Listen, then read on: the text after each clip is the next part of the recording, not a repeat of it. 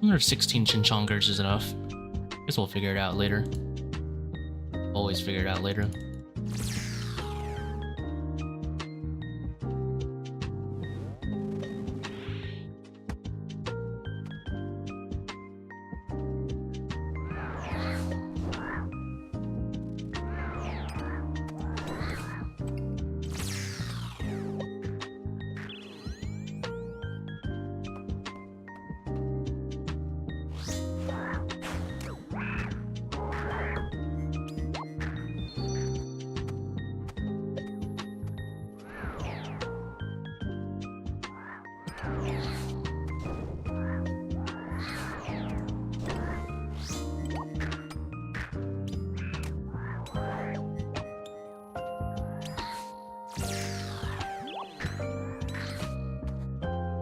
Oh, did I not pick up the potions earlier?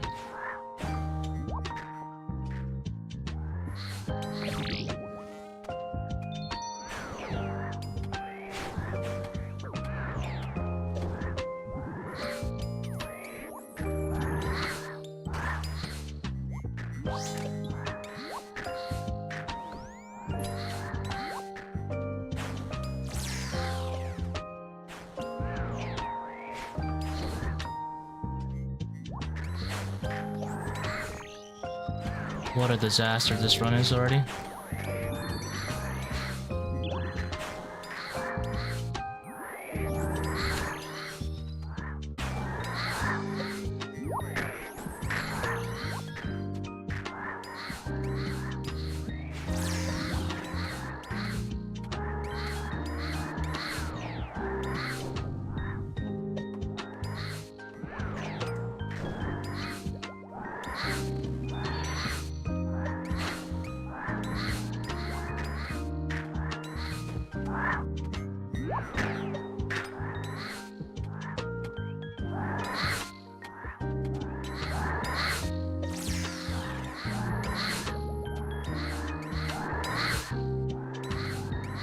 My clicks are terrible.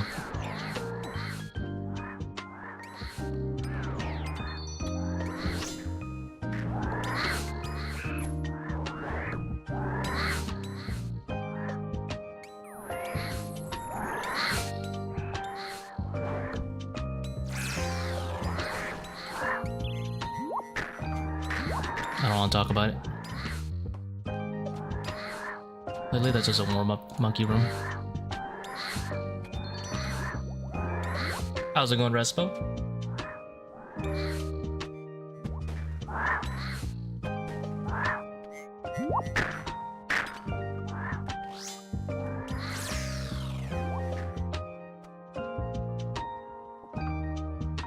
Alright, we don't take 302 monkey rooms, so I'm gonna redo that.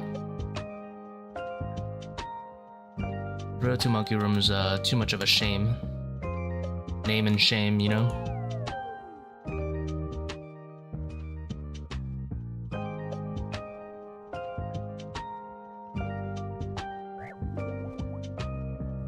As they say, professionals have standards.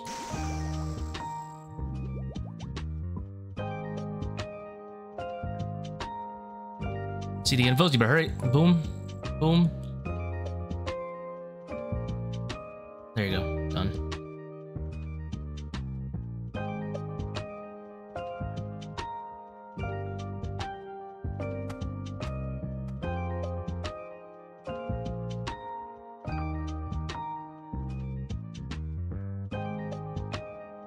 Yo, how's it going, Doggo?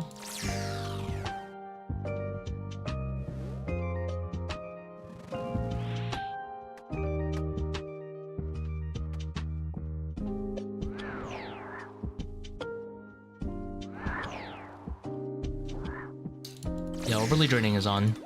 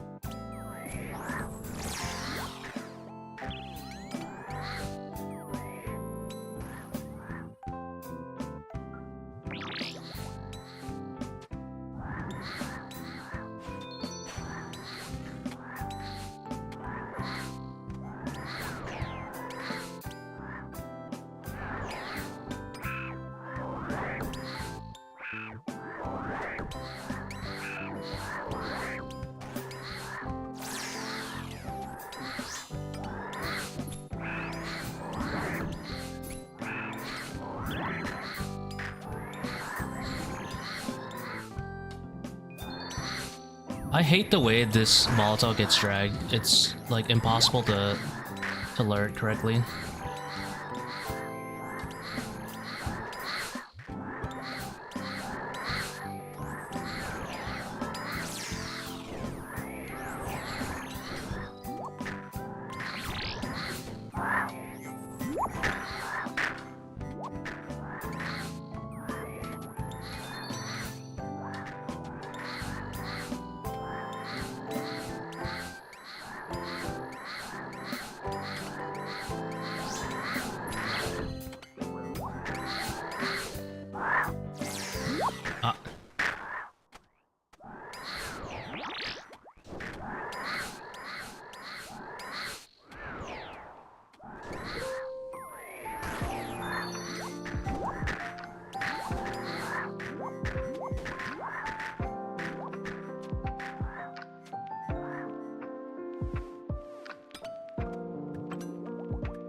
There you go.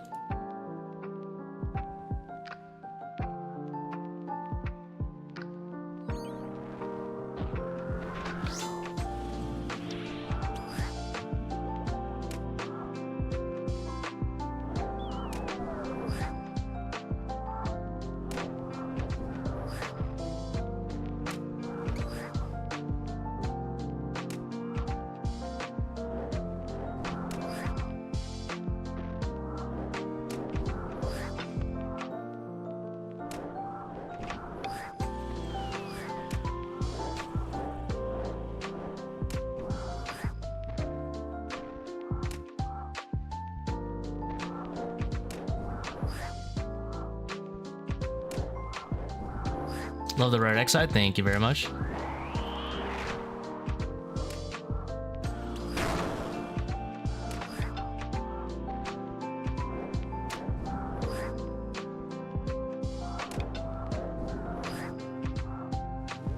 I should have tanked there, because I think I could have spawned monkeys actually.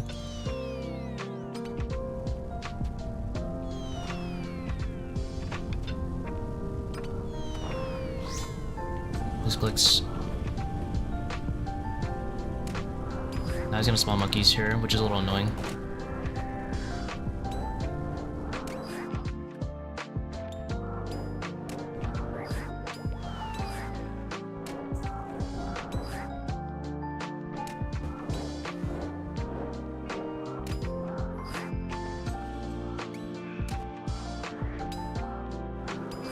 I messed up there.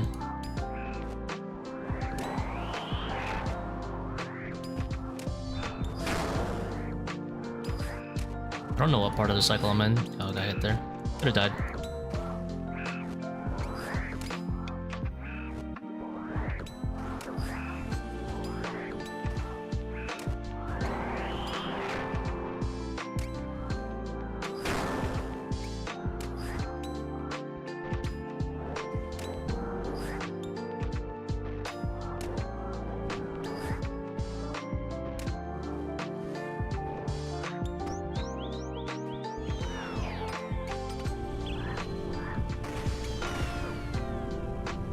That's rude.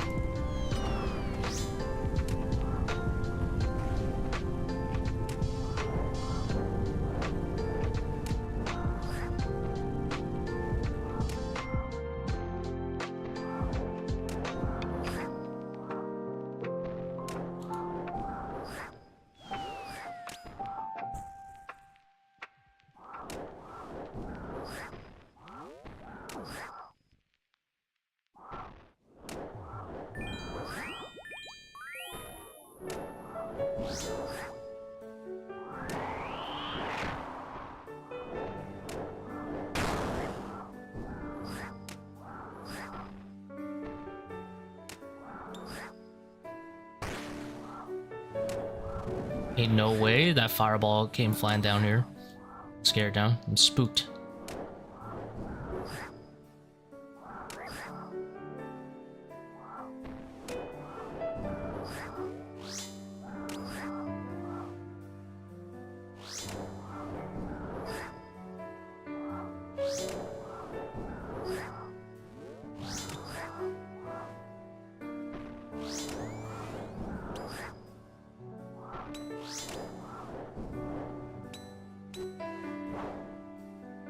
I was really slow.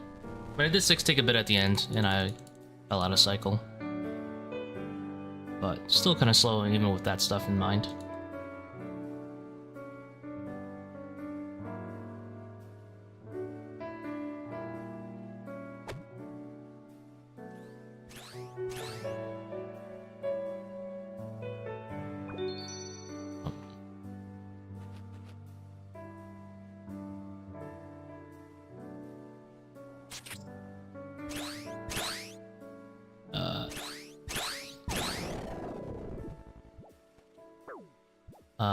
We don't talk about that. Wait, this is still on?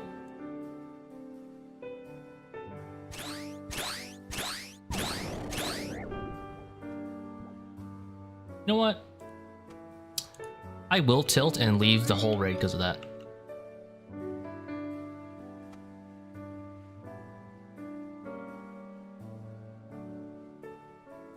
I will take my tilt right now. My tilt right now.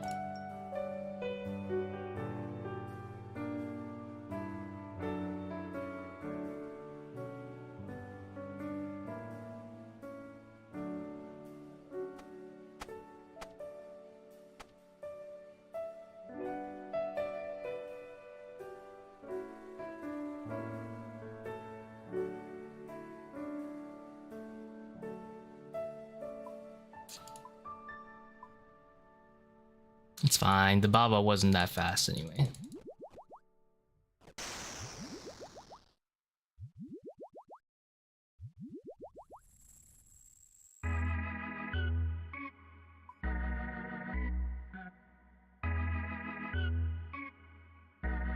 Yeah, I'm one of those players that leaves Ulm head if I die at like 50 HP. I don't care. Drop a whole 35 minutes into Ulm and then just get RNG'd like 45 and die. I will straight up just leave the whole raid.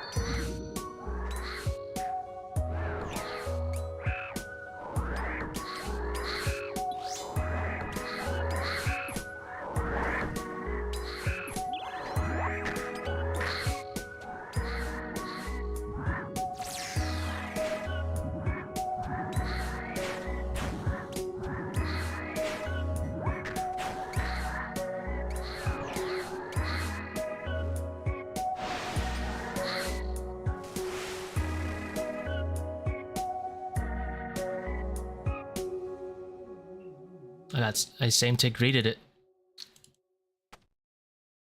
That sucks. I greeted too much. Oh, the hammer of shame. No one must know.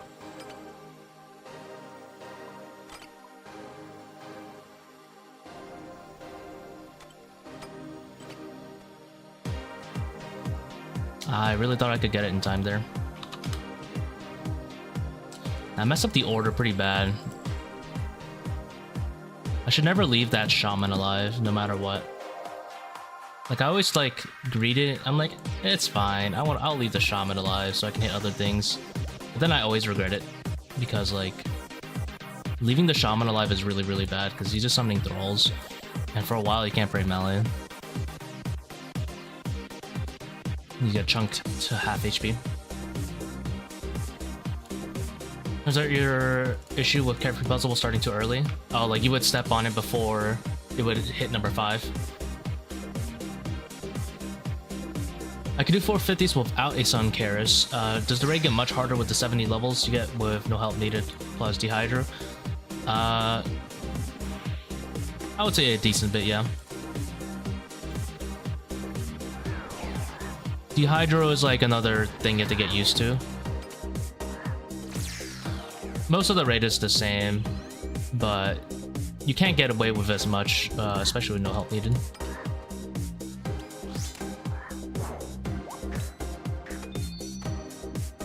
You'll get used to it though. Like this is gonna be pretty much Wardens. It's gonna be a little bit weirder.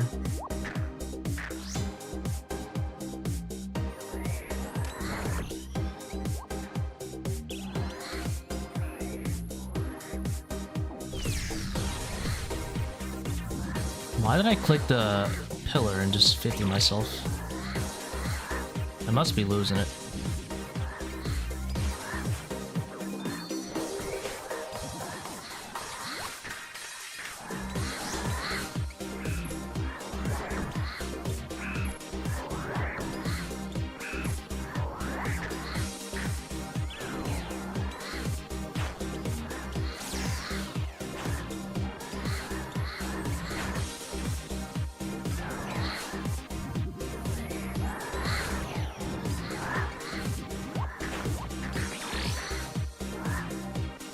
This is why I love waking up every day, just to see someone lose their minds, lose their absolute marbles.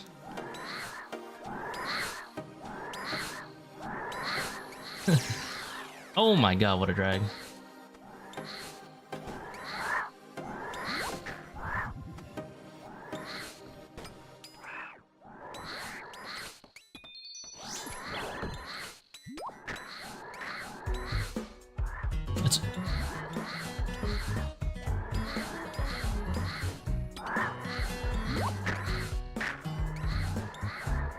Excuse me? Excuse me?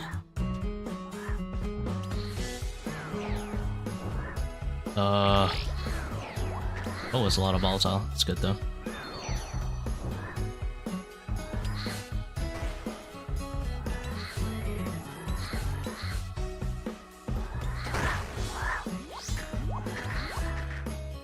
This villain has escaped.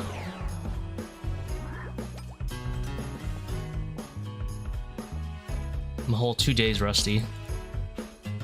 It's over.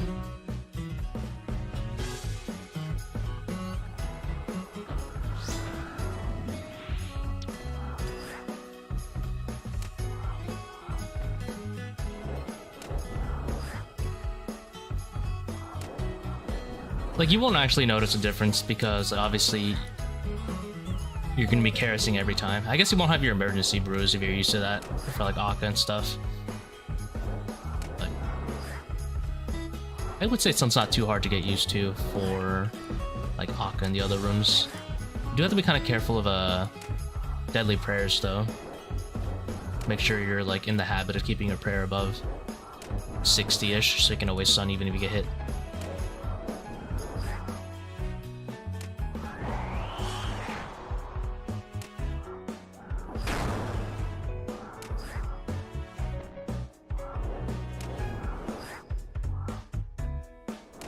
I'm gonna not reset the cycle. I want him to hit me. Oh, that works too. Get some free hits. I was hoping he would spawn monkeys, and now he's gonna spawn them later, which kind of sucks, but whatever.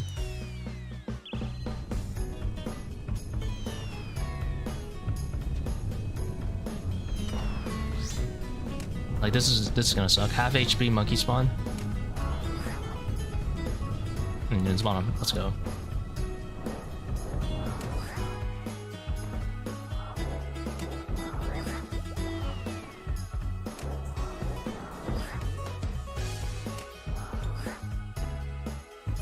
I wonder if he can't spawn them while Rubble are out.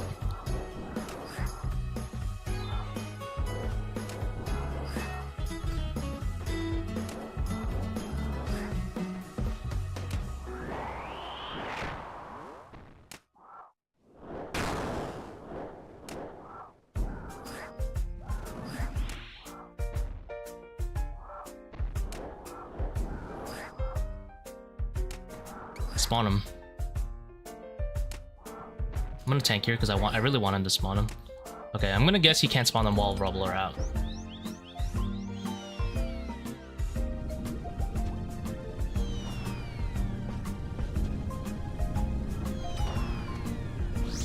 Now, there is a scenario where I get hit 7 by the Rubble and then 22 by Baba. Okay, that means... Well, 23 HP means I can't tank.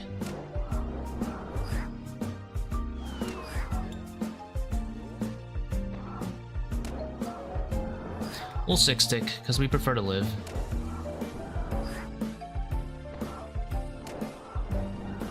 This could be a 7 plus, you know, like 17, and I'll just die, and I'll be very upset.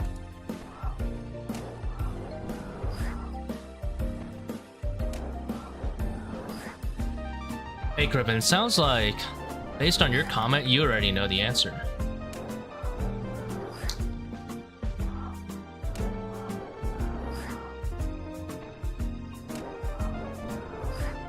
Gotta get good at flies.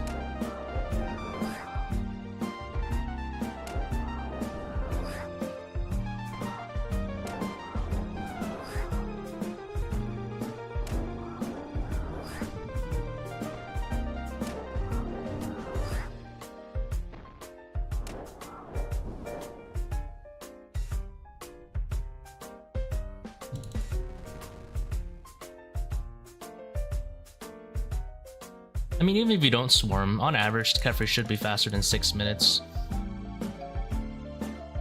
Let's focus on, you know, keeping up take-up time. One thing I noticed is a lot of people, like, at Overlord still have... What the hell is this? This from last time, I guess? I guess it, like, marks them and doesn't unmark them.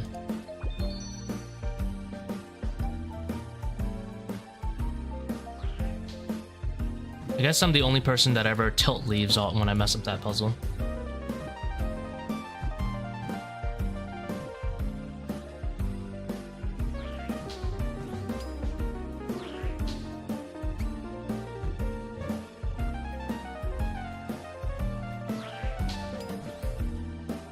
How can I get the beginning and get toward the end?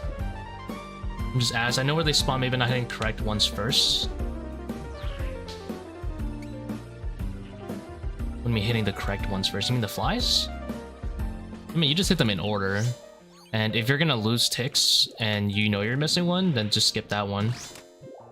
It's just hard to keep track when there's a bunch of things on your screen. You have to kind of learn how to, like, visually zone out the ones that, you know, don't matter. You have to try to maintain the order.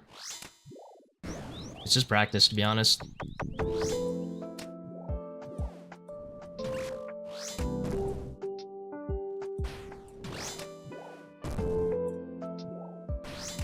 What up? How's it going, Toby?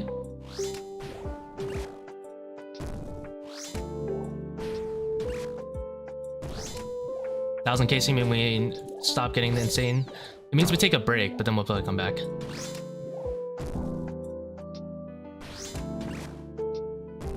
Hey man, with chat, I don't usually do team ToA, to be honest. I don't find it as engaging as solo.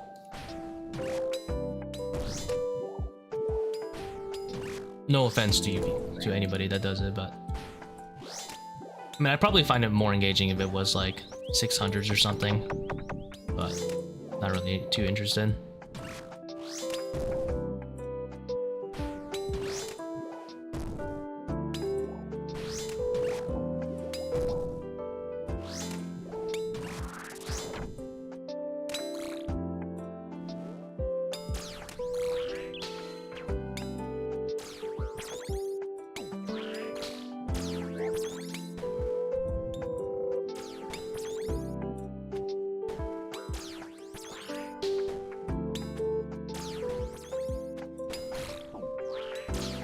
I ran back into the bomb. It's Jover. You know, I really wanted to Bone Dagger there, especially based on habit, but I'm gonna be a smart man and I'm gonna stun. I prefer living over saving 8 seconds.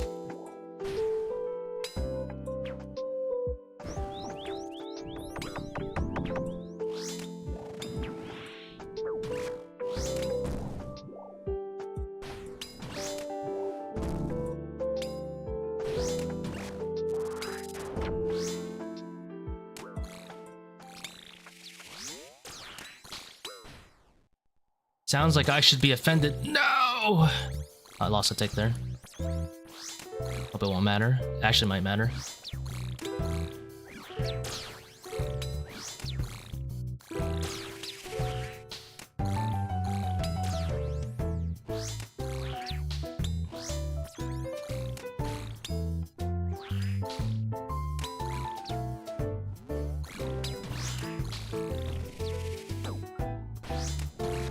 See, this downtime right here I don't like. This is kind of why I wanted to bring a Butte Heart. Because here I would have saved... I would have saved a bit of time. I used Heart for melee.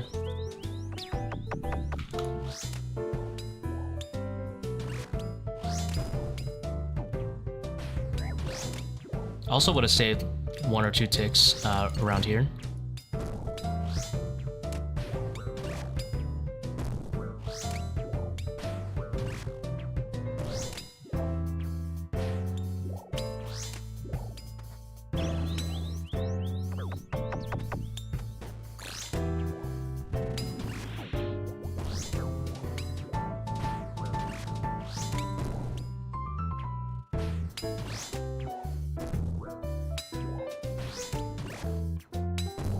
Yeah, not many people who play RuneScape also watch RuneScape. They usually just play it.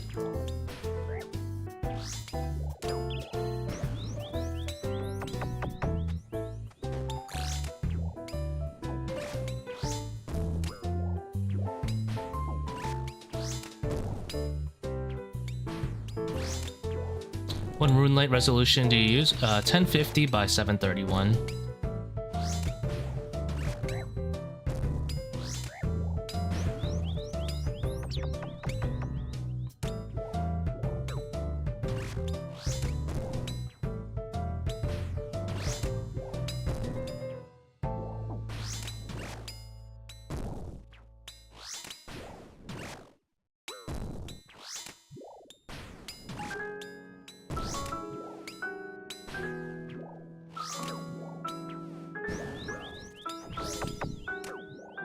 I never hit that one, and I sacrifice HP so I can save the ticks. But I never hit it.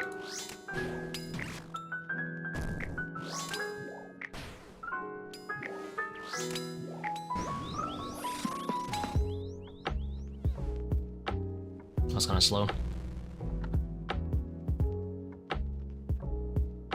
I guess I didn't Bone Dagger though, so it makes sense. Chose the sun instead. Definitely more chill on the restores if I stun though.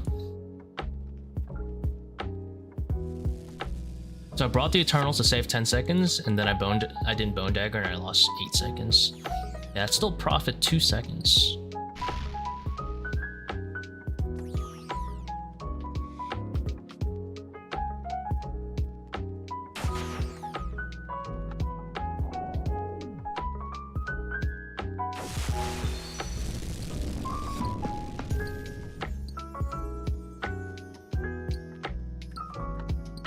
I wanted to make my NPC indicators even smaller, I think.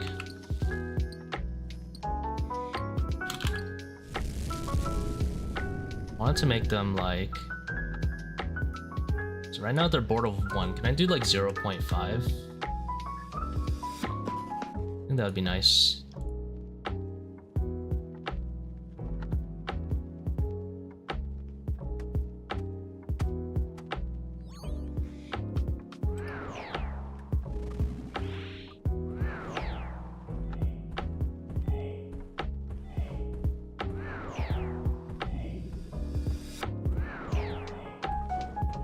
Put that on 0. I meant to put that on 0.5 as well. I'll have to change it later.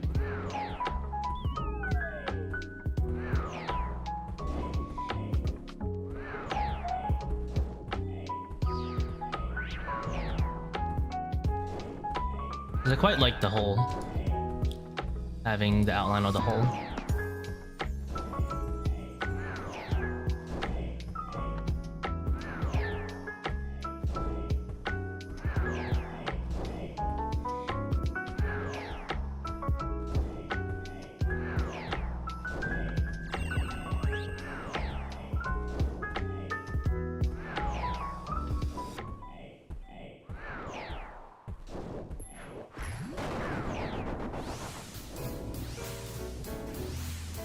Oh, default's to 0.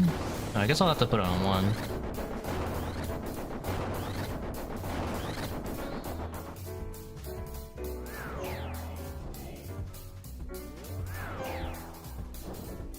Huh. Not the same. I don't see the outline on him, on the hull.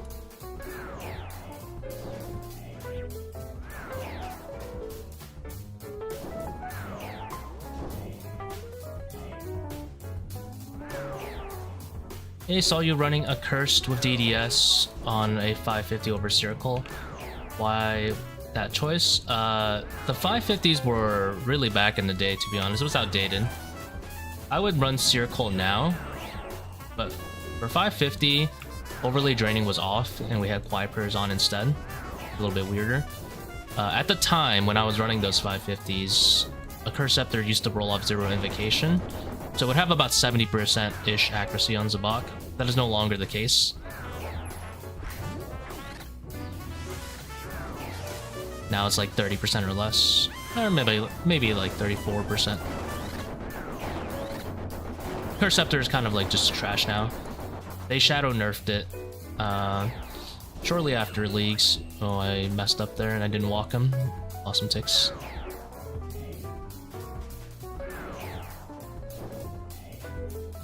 You want some Call and Rebalance drops? Yeah, I'm waiting for that Elder Maul. Sweet, sweet Elder Maul. It won't really make a real difference, obviously. It's only like 10 seconds faster. I don't think this procs does. It does. Let's go. Hey, I might save like 5 extra seconds with that buff, and I'll take it. I'm definitely not gonna run the... Oh yeah, Soul Reaper Axe, forgot to put that. That would've been... That's real nice too. The big one I'm mostly looking forward to is Magic Rebalance, so I can go back to using my Sanguine SD staff. Because I'm not bringing the 4-way Shadow. Because you gotta bring Heart, I think, now and use Augury. I'm just gonna use the Sanguine SD. Okay.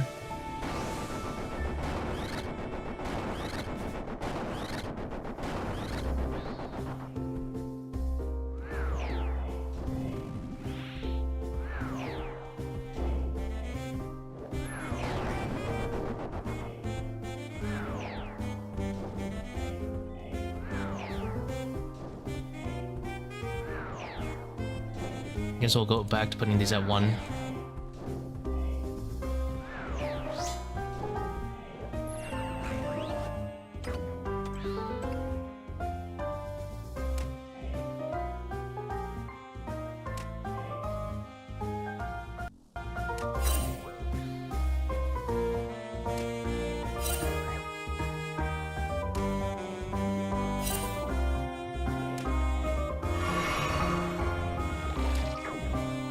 Oops.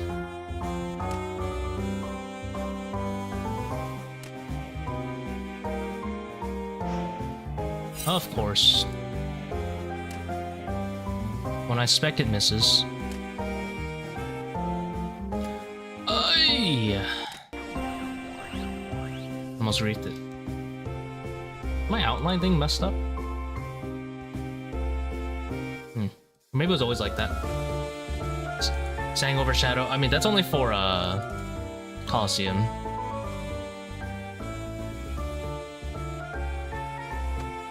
Because I just do chill Coliseum runs. I don't really do speed runs for calls. Not really interested in the whole speed run thing.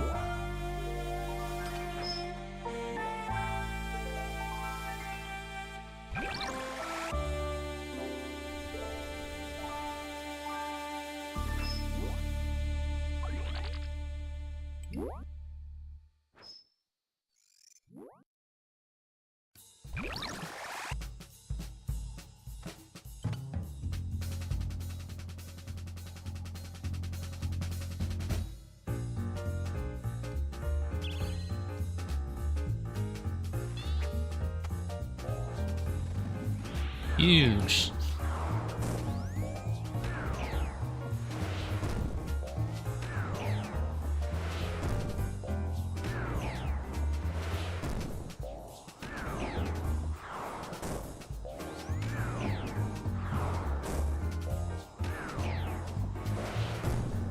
As ancestral pre-balance? Not necessarily, because you have to take into account that a cult gets that fat nerf too.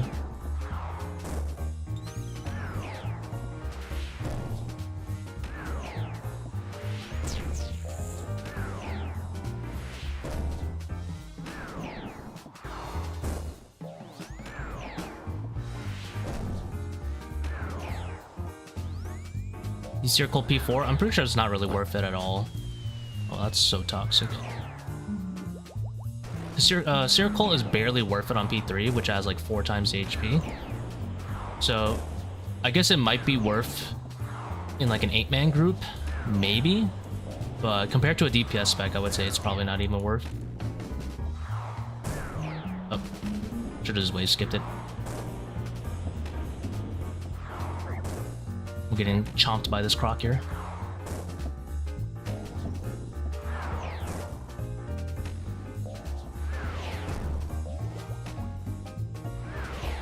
I was certain I would make it. I was wrong.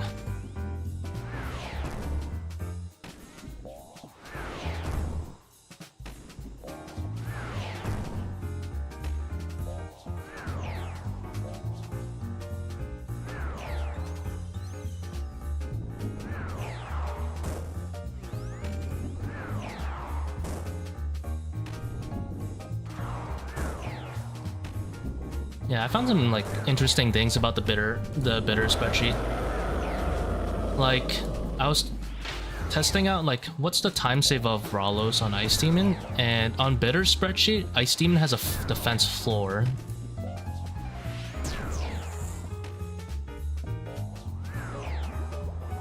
I don't know if that's correct or not. Like, you can only hit I think 2 or 3 Ralos before it has no value on it.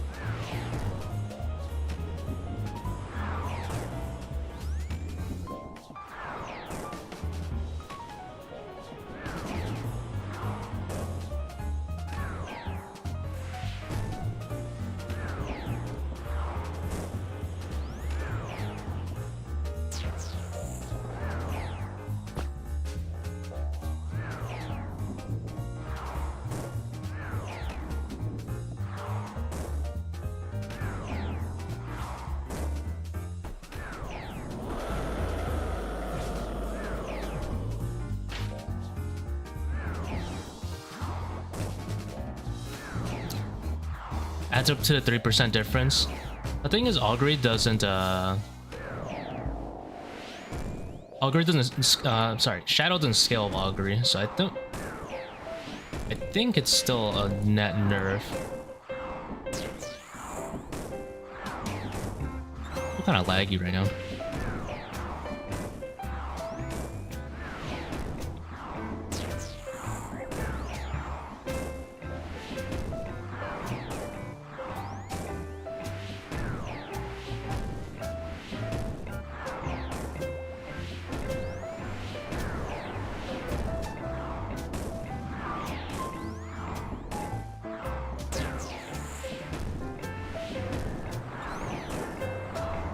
Seems to be pretty fast level 5 proc though.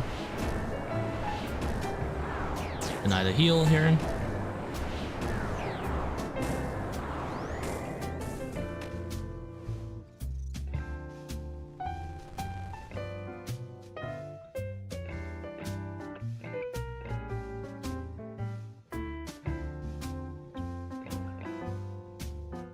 Rip 3 shadows. Well, I got 2 shadows pretty recently. Be pretty spoon to get another one.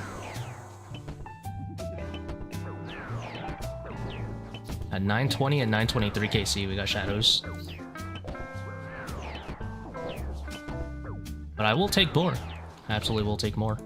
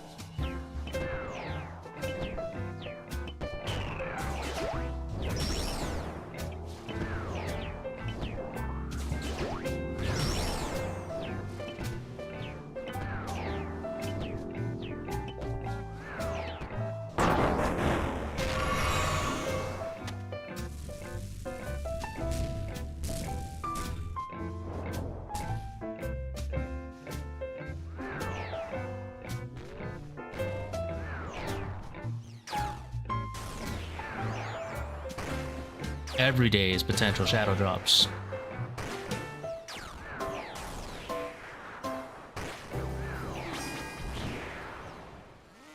Isn't it crazy that if you're doing 540s, like the rate of a shadow is like better than 1 in 150? Fucking bonkers.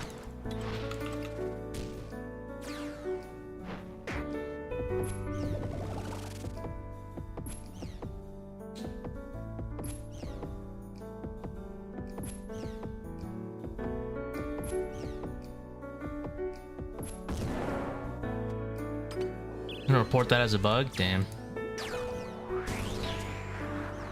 Oh, unlucky. Can't have any front around here. SMH.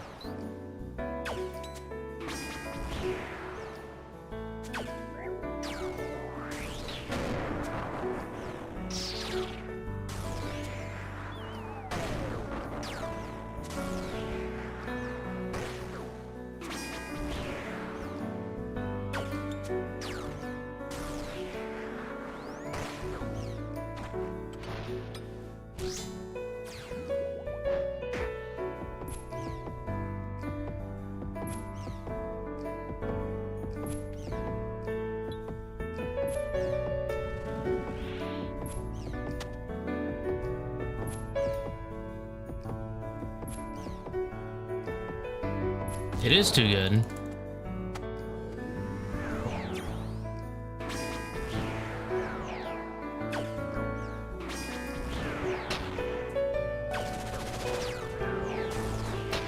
Tax the rich, as they say.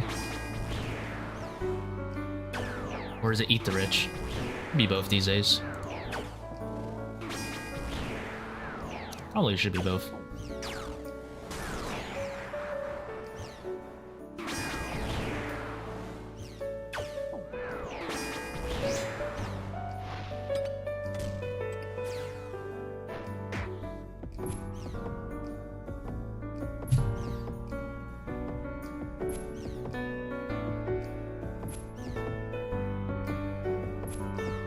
Tax them and then eat them, damn.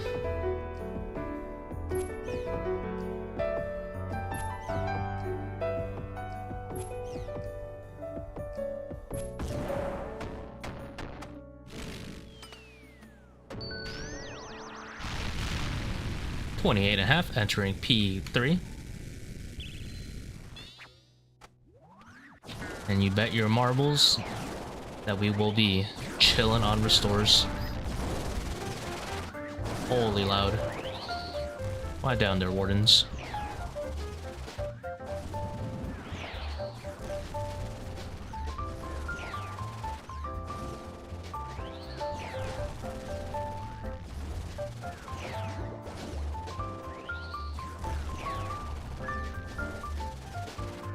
How's it going, Omer?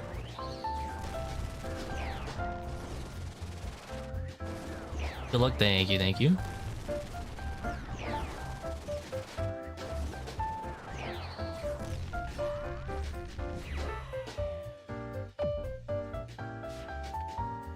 Little cheeky heal.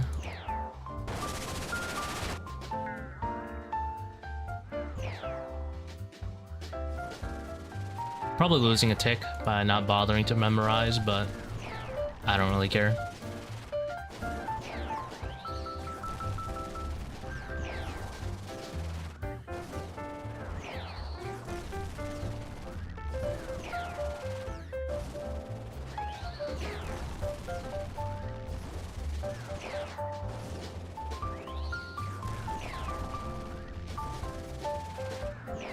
I thought about this Hunter Sunlight Crossbow. Yeah, it could be like a replacement for Web Weaver.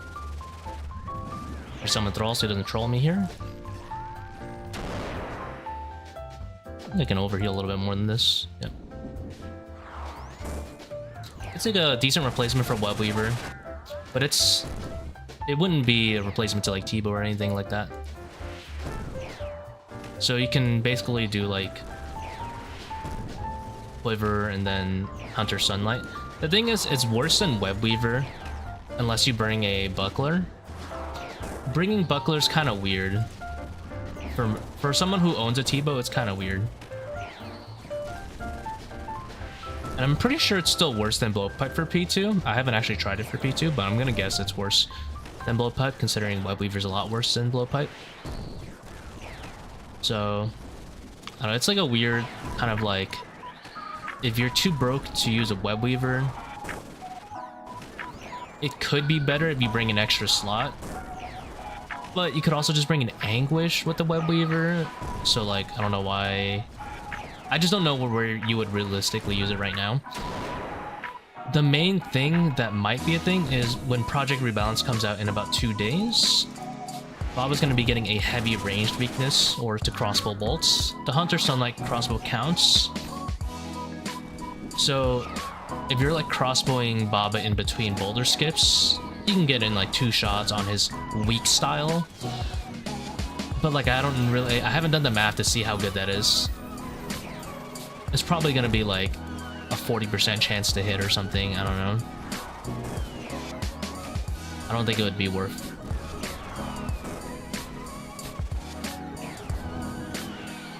So yes, I have thought about it to a lot more extent than I would have liked to admit, but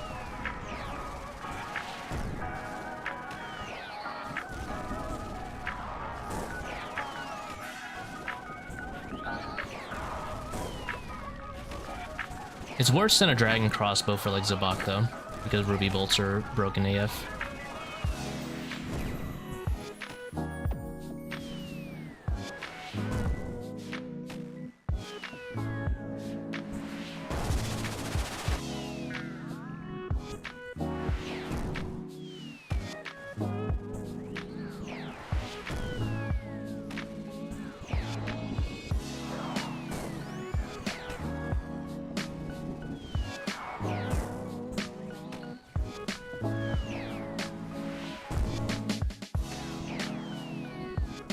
You always have time to dodge 2 boulders.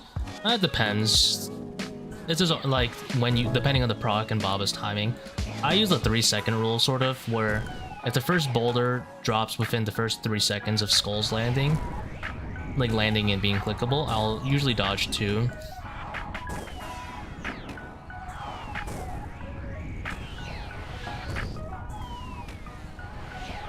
If it landed after the 3 seconds, then like if the first boulder hits the floor within 3 seconds of the skulls being clickable, essentially, I'll usually dodge 2.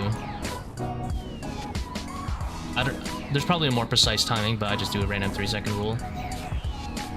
When GM, probably never.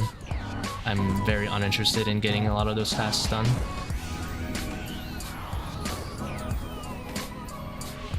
The rewards aren't that good, and there's not really any flex prestige behind it, IMO. So you would only get it for the wards, which I don't care about. Should leave these on.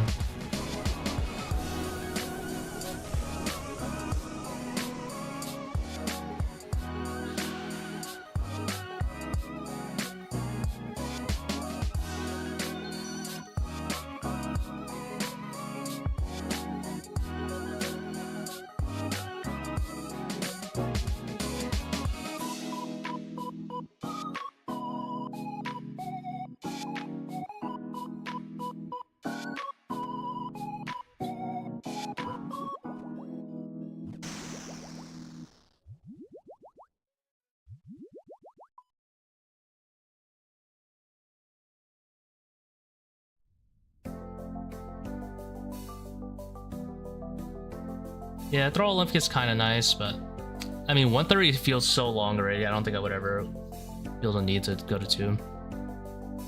Would it be worth for me to take the 35? Probably, but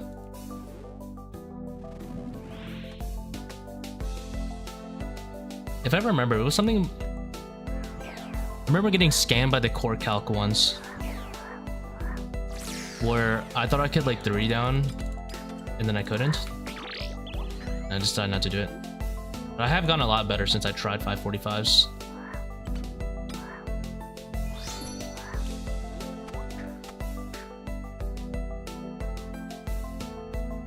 I mean, if they actually banned boosting and stuff like that, then I would actually go for it, because I would want it for the flex.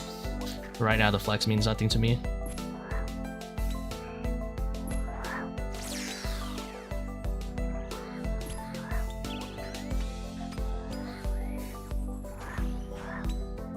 Should have went for the other pillar, that way I can go for these other guys.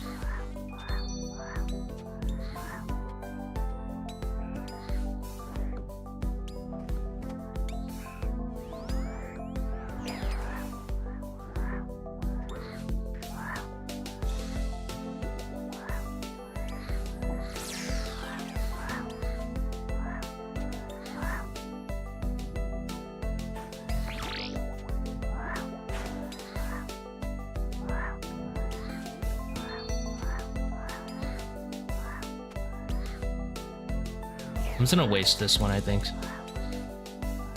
Are you kidding me? Why would it lean down last second? That's so toxic.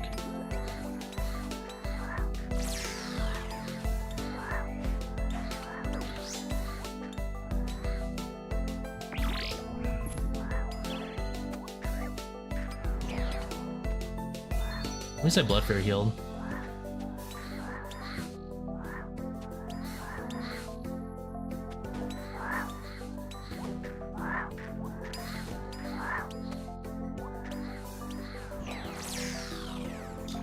I misplayed. I could have went for this one and this one. I think I have enough time to lure this one. I don't want to risk it though.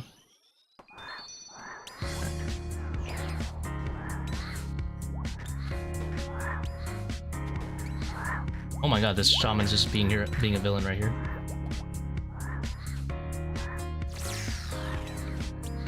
Absolute demons.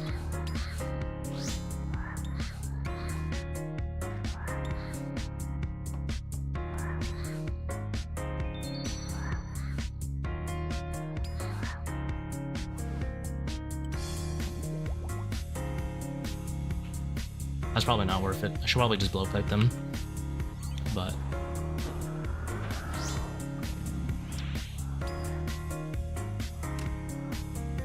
ideally, I just don't mess up in the monkey room at all, and then I don't have to Kara stab.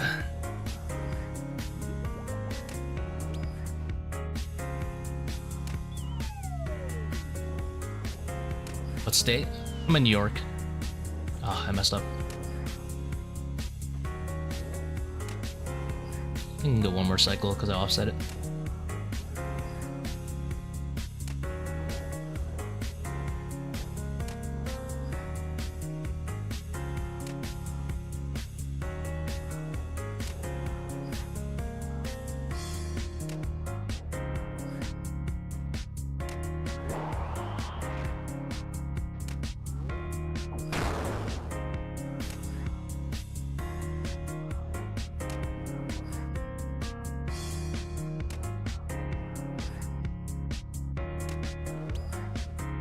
You can't spawn monkeys while those are out.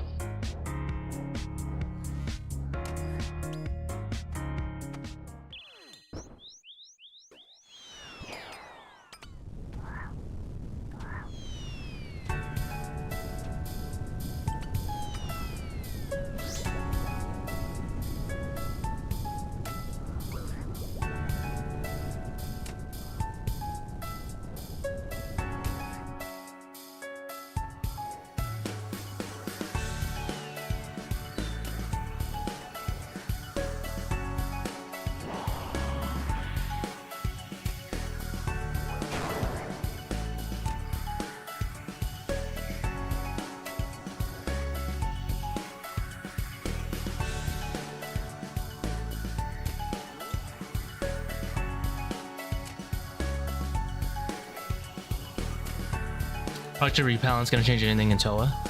It'll make Monkey Room easier, but nothing else will really change. Not for me, at least. I already have the Eternals, I have enough prayer, so... If I find that I'm lacking prayer and I need to use Augury more, I'll probably bank the Sword Chaps. That's pretty much it.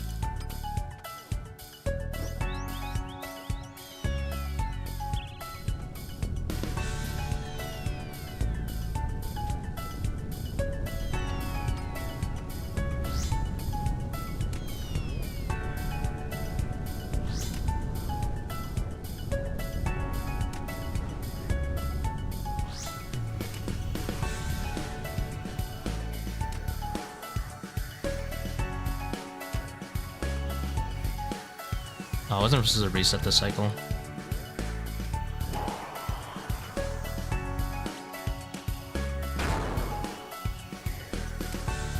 because it worked out anyway.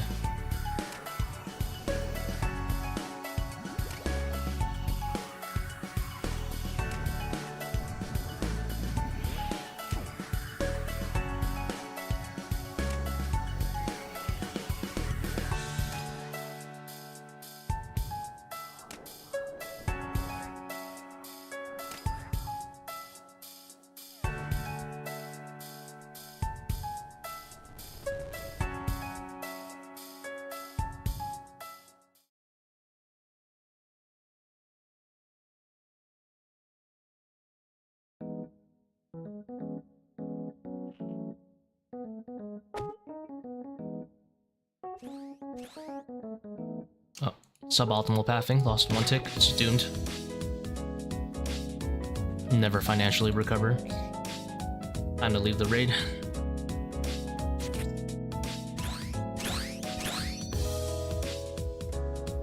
How long did it take for me to get comfortable 540? Quite a while, I would say. Probably at least 50 to 100 raids for me personally. There's a lot of tech I had to discover though and innovate. I've been doing a lot of 525s before that, so I already kind of had an idea, but I mean, even to this day, I still die sometimes, like, have like huge death streaks at 540. Depends on how I'm trying to play. If I'm playing for a little bit faster times, then yeah, I'll definitely die a lot more. Yo, how's it going? Well, it's going pretty good.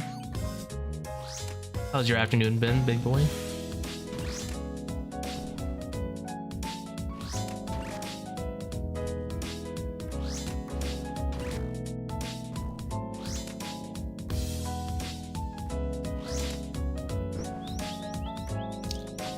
If I run with both, is it worth full switching to melee BGS and 400s? Well, it is certainly worth to switch to BGS. Regarding tick loss, it's definitely not worth to lose ticks. If you're struggling to do the full switch, which is, you know, understandable, it's a lot of switches to do in 4 ticks, then I recommend just doing the high value ones. So generally the low value switches would be the chest and the legs. So you can kind of just skip those, and not the biggest deal, honestly. You'll lose like 1 or 2 max hits, sure, who cares? It's way better than losing ticks.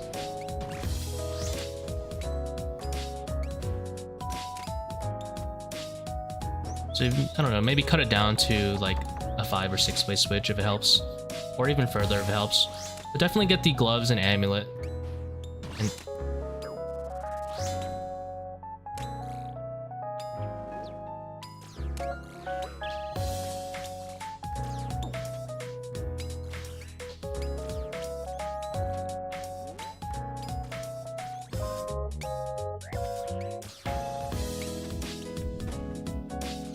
are you fucking joking me right now?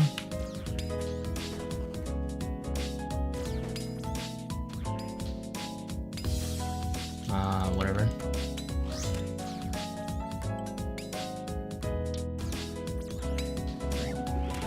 A freaking agile flew into my cursor when I was going for the swarm, and it overrid the priority.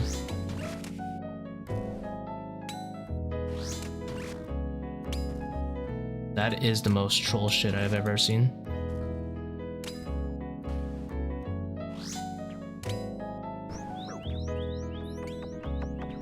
Like, threw me off so bad. I wasn't even keeping track of the swarms after that happened, so I lost another swarm after that. Killing the swarms more points? Per hour spent, yeah. For Kephri itself, no.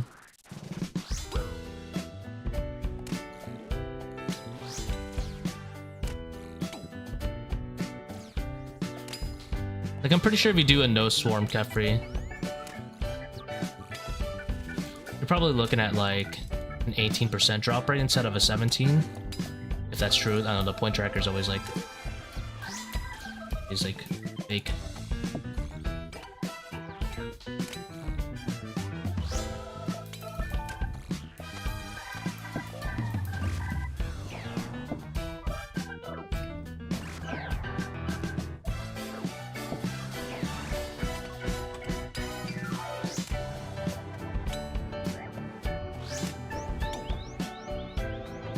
Yeah, I killed him for time. I'm gonna guess it's about equivalent points per hour. But definitely it's way faster killing them.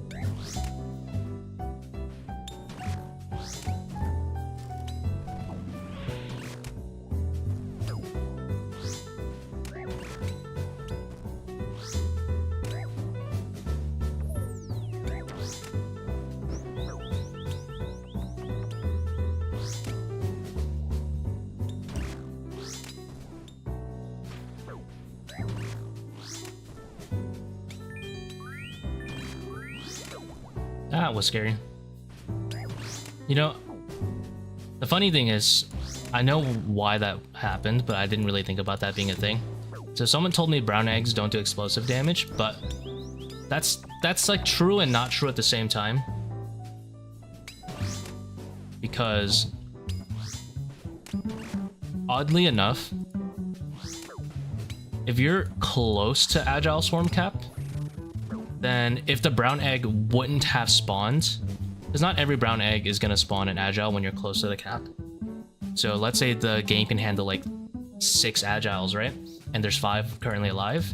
Only one of like the, you know, the 4 brown eggs will spawn. The other 3 will deal explosive damage. And I didn't really think about that.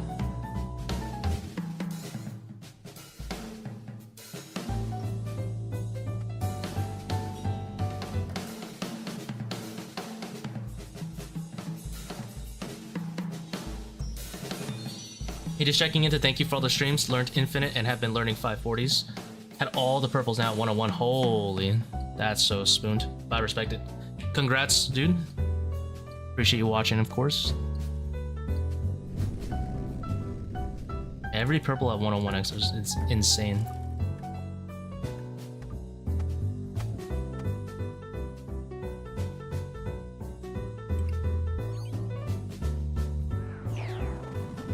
Forgot to like the stream. Thank you, thank you. Don't forget to smash the like button.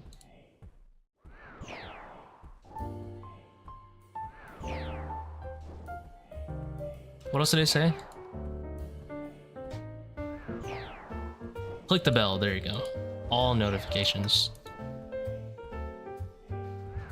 What the heck did I just do? Ow. I meant to move 1 back and move 2.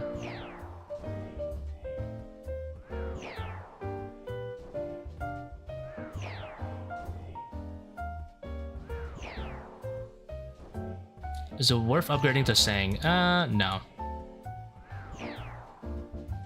Dude, we're really gonna fail a DPS check.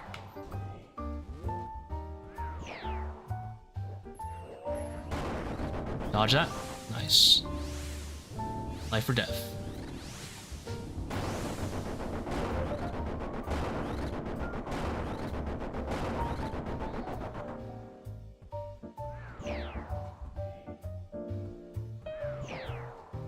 Sang Staff is not a great upgrade in ToA. Because you don't, when you're doing ToA, right, and you have a Sang Staff, your DPS is still really bad with the Sang Staff, if that makes sense. So you prefer to face tank Akkha so that he can switch to melee or range, which is much more DPS for you. So Sang would only help you while you're tanking him. And yeah, sometimes it pops off, but like you're much better off just having better mage gear to make sure you're hitting more often anyway. Especially like Virtus also gives you like prayer bonus, which is really nice. Gives you a lot more sustain. The fact that it doesn't work in Warden's P2 is like a huge letdown.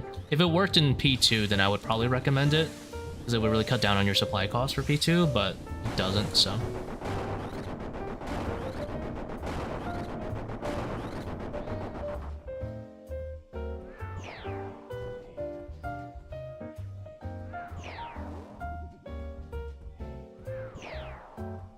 The P2 thing is like the most bullshit thing I've seen.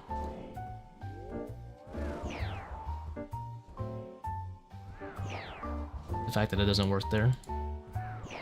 But it's a robot and shit like that. But then like Blood Fury's working on the glowing crystals and Vasa crystals. Blood Fury also works on Akkha, but the Sang for some reason doesn't work on P2. So BS.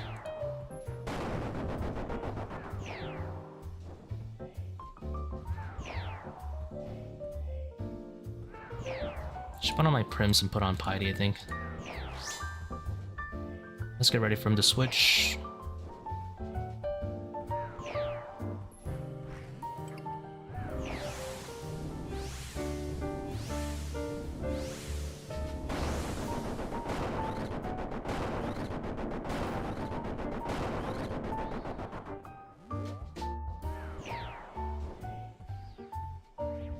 I don't know what transition we're doing. We're just gonna face tank and hope he doesn't switch, I guess.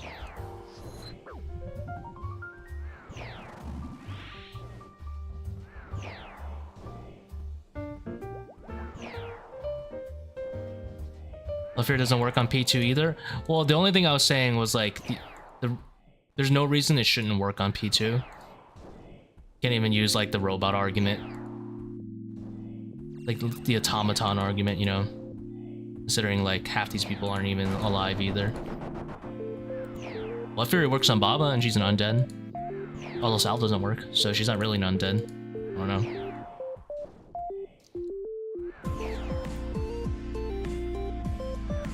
Why don't you have the other direction marked? I don't know how to butterfly in the other direction, dude. I only know how to butterfly in one direction.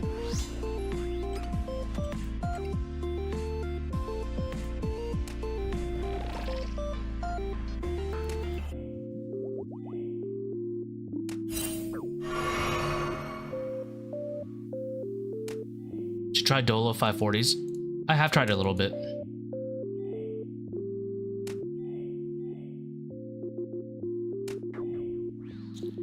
The same, yeah. I just at that point I don't even want the markers. Just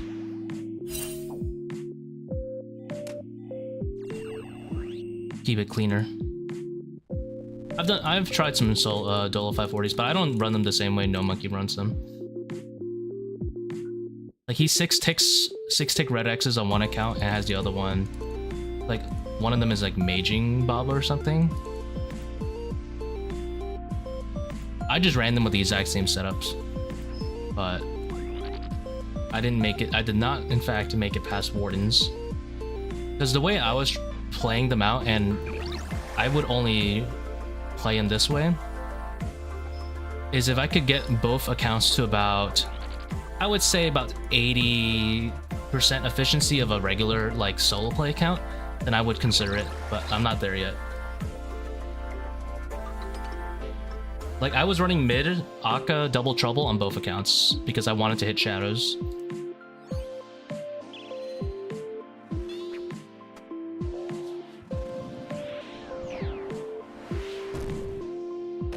It is as painful as you think it might be, having to click the exact same tile on 2 different windows every single time. I had to go through so many Twitter posts to see if using 2 mice at the same time was bannable, and basically they said it was, because to them it looks like this I was just teleporting, so I couldn't even go like ambidextrous and get like the Razor MMO adder mouse or whatever that thing is. But I did actually clear a full Akkha running it on both accounts. I would have one butterfly, the other one would AFK shadow, and then for memory, I would have them both run to the middle symbol with 2 different routes so they don't run into each other with the orbs. And then I would run mid on both accounts while hitting shadows, which was a lot of APM. I do not recommend it. But then I died at Warden P2. I was planning on running P3 on both accounts as well.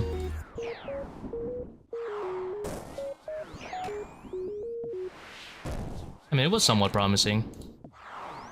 We got to... One account was on Spellbook Swap. Not Spellbook Swap, on Lunars. Although, I guess it could run Spellbook Swap.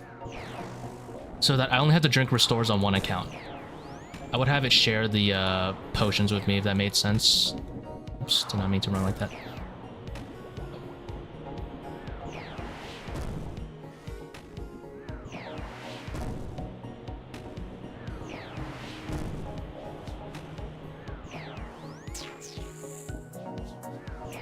Report me for trying it out. God damn, ruthless.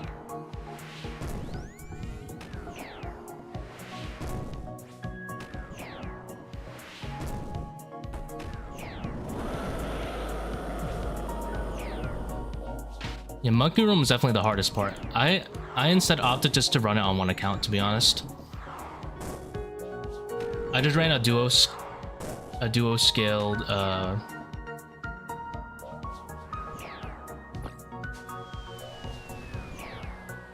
I ran a duo scaled Monkey Room and just ran it on one account. It was really difficult to handle it on 2 accounts. I mean, obviously with the changes, I would just play 2 accounts.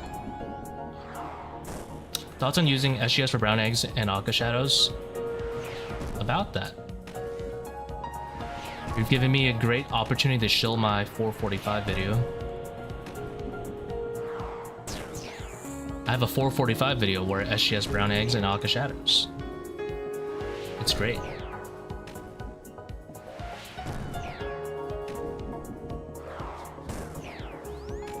Dude, if the double mouse thing wasn't bannable, I would have actually went out and bought 2 mice.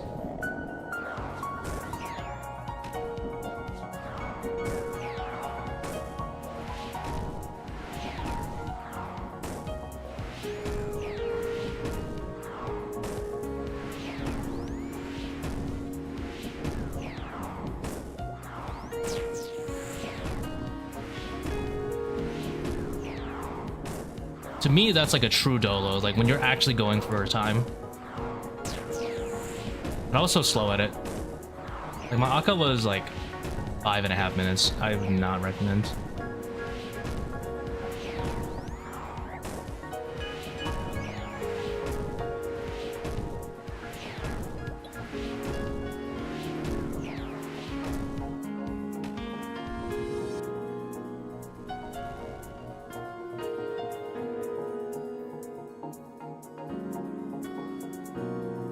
The only thing I would, if you're still on the stream, Michael, I would say, oh, I guess you're still here, you said after stream. For Brown X specifically, in case you have a good DPS spec like Void Waker, I would recommend just doing it every now and again. In that video, I'm assuming you don't have a DPS spec at all. If you do have one, then you kind of want to mix it, where you do like a Void Waker and you only SGS if you're getting max value.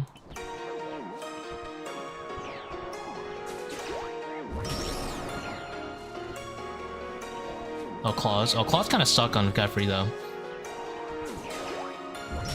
She has a 8,000 billion slash defense. You can fact check that on Wiki.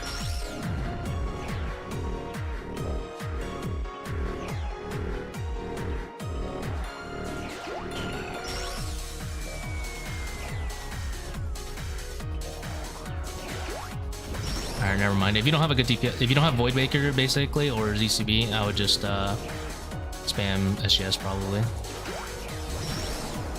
Or you can throw some Fang specs, I guess.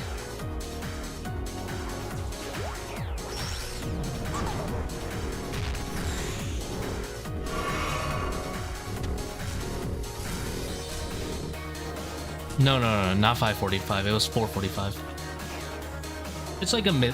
The SGS I recommend for 525s or like those mid-level raids. It's usable in 525s though if you want like a chill 525 SGS and eggs or something. It's kind of weird though because like Shadow already right now Shadow lets you cheat and not use offensive prayers anyway. But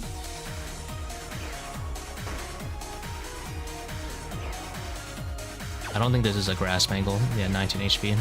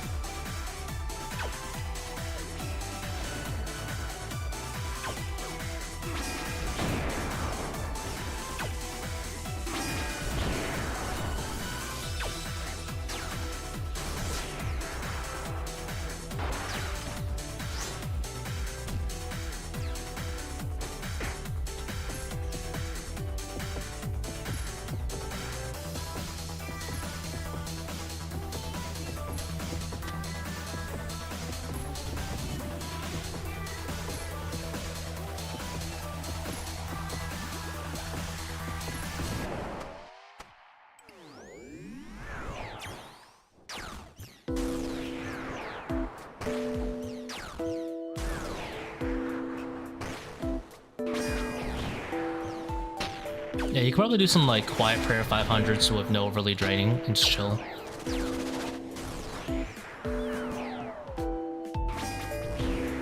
Because you would take a lot less damage from the nerf to Baba anyway later. Obviously, quiet prayer Zebak is pretty easy if you don't have plus pass. Hair specking at 70 is that your adrenaline pod gets you back to 100. Yeah. I have nothing else to do with the adrenaline anyway, with the spec. I might as well just be safe up in case some major disaster happens. Like, I lag and I get double hit for like 50-50. Yeah, I didn't need it. It's a good habit to do though, because if the special was gonna be bombs and I, get hit by the bomb, then I live.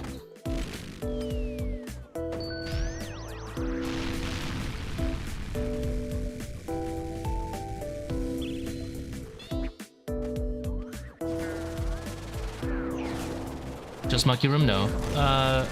Baba's also getting a damage nerf. Her chip damage through prayer is going to be lowered. So instead of hitting like 22, she'll hit like 16 or 17 or something. Just 20% less, or is it 25% less? I think 20% less.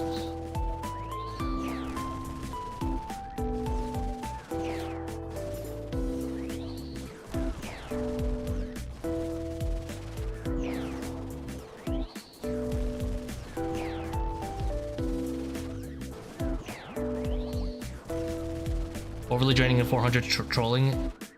Yeah, it's pretty troll. There's so many better invocations to take. Like, so many better ones that it's troll.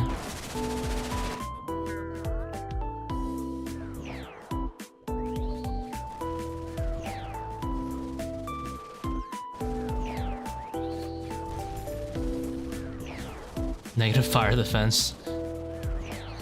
Yeah, that's like 8-man Kephri tech. Just have like a few people on fires.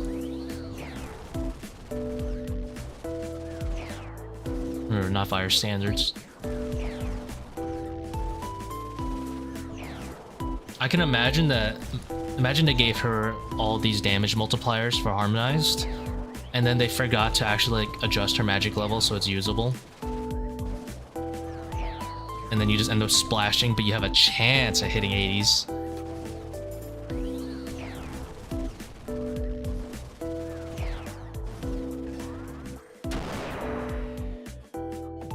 I mean, even if he wasn't speccing, I would say it's troll because it compromises his safety, most importantly.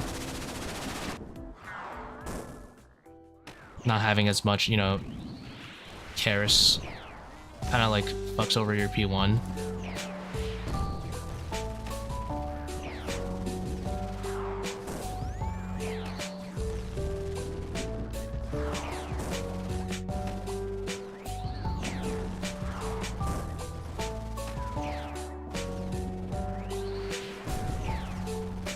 445 Walk the Path. Yeah, he's probably running exactly what I'm running right now, except he takes off both Pathfinder plus Walk the Path, and that's minus 90 points. That'll put him at 450, and then he just puts on a 35 timer, I'm guessing.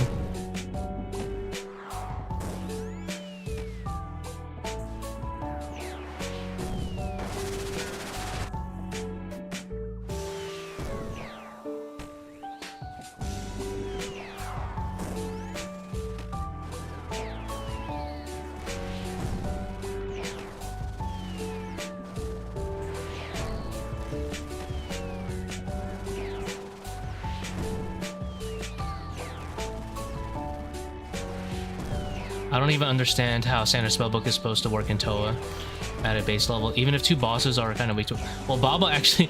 So about that, Baba actually won't be getting the fire weakness. It's just Kephri. So it's not even two bosses, it's one boss. Baba's getting a crossbow weakness. And then, yeah, you have to compare it to Thralls, which are good in all 4 rooms. So it's like, I don't know.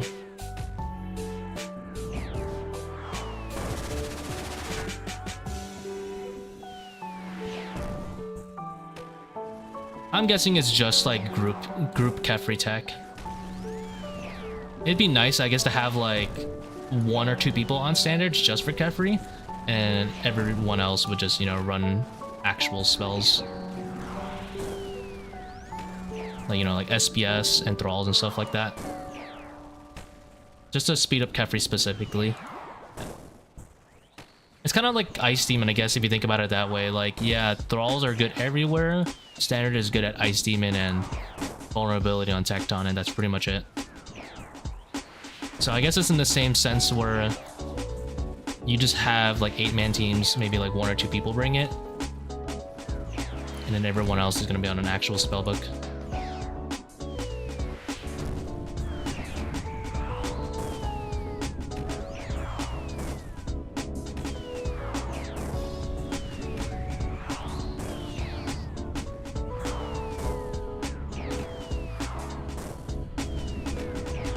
I imagine it'll be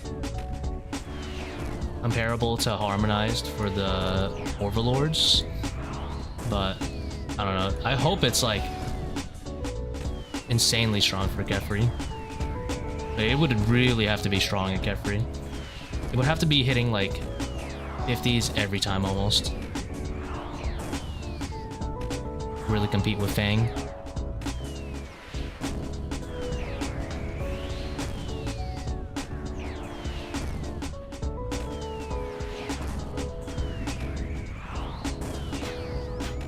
Kephri into first cape swap? Absolutely not.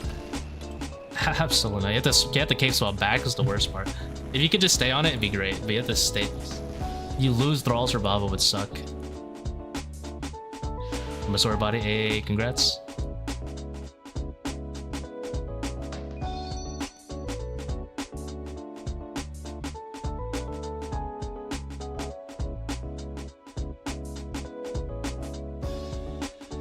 Open a Voidwaker, use BGS. For Kephri, it's gonna be Voidwaker.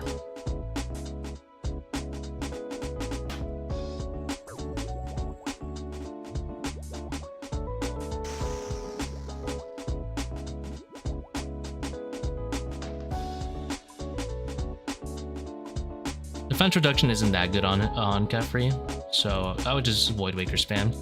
Having like in a team, having 1 person Bone Dagger is not like, especially at the beginning, is pretty good. But in solos, it's like, generally, if you don't have overly draining on, Voidwaker's just gonna be way better. Will the Elder Maul be used in ToA? It's an okay swap. It's not amazing.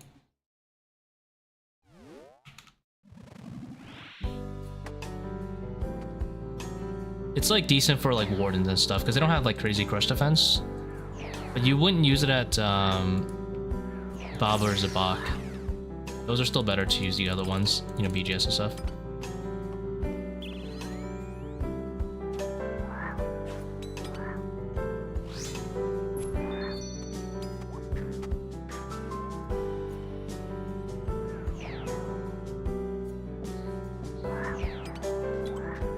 I think for P1 Obelisk it's okay too.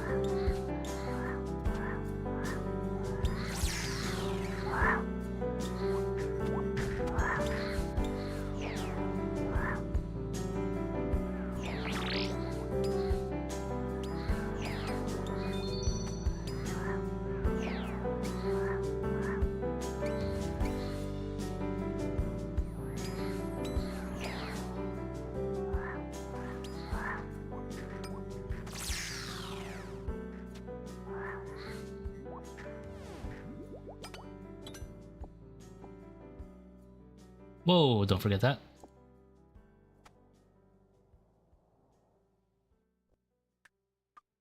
Are people asking good questions? Well, it's probably because it's only like 2 days before Project Rebalance. Very relevant questions coming on soon.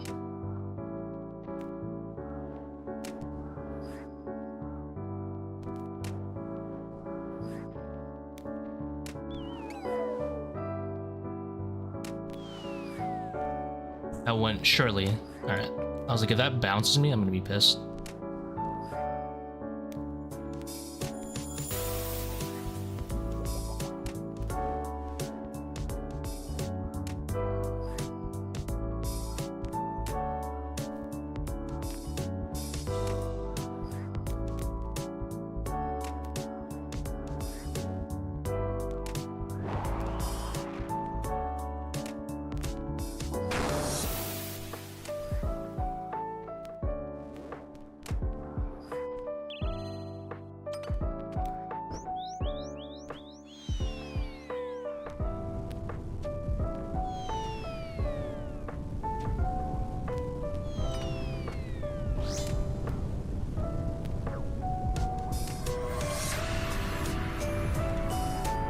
I'm gonna get hit there.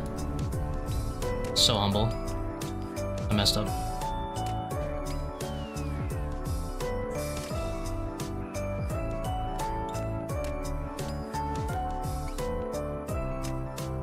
Biggest gear changes? There won't be anything crazy. It'll just be switch out hammer or Elder Maul.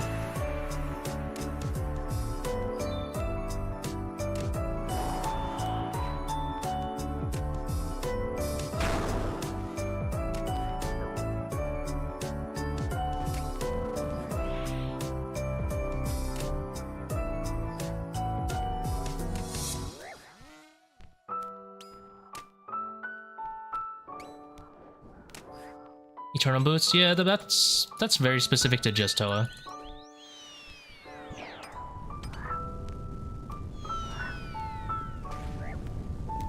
Messed up. Shouldn't have gone for the blowpipe here.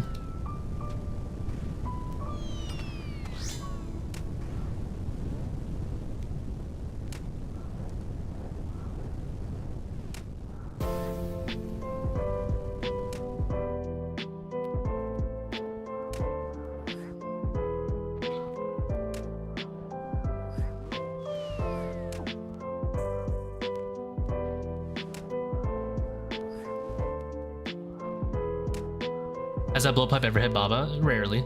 I could die here, but I'm willing to take this risk.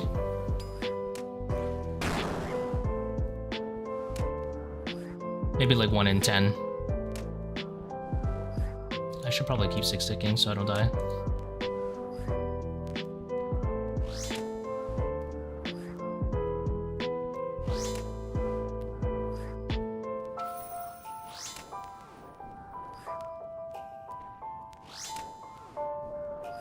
$21, what are the chances, right guys? Nah, I'm not taking the chance right now. Up 30.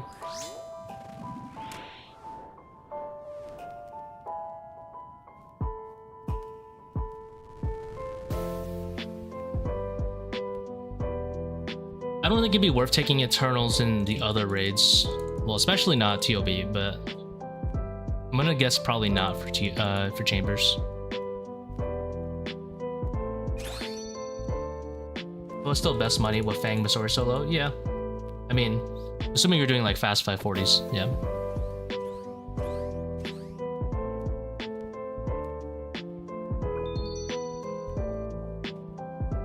Even with Tbow at 1.7, it's not as good. Unless you want to compare it to like super scales where you're like immorally selling the Chambers ones, then of course Chambers is going to be best if you're doing Chambers boosting.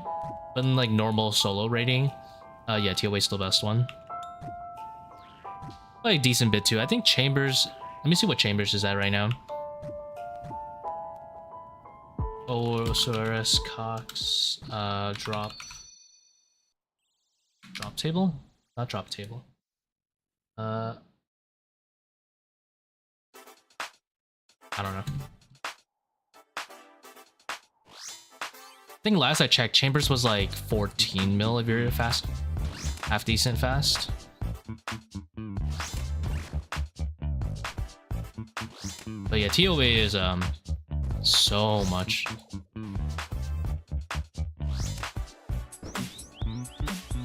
I mean, last I calced, ToA was 21. It's probably fallen a good bit lower than that. I'm guessing it's probably about like 19, I'm gonna guess now. But Shadow's still about 1.4, so it'll keep most of its value.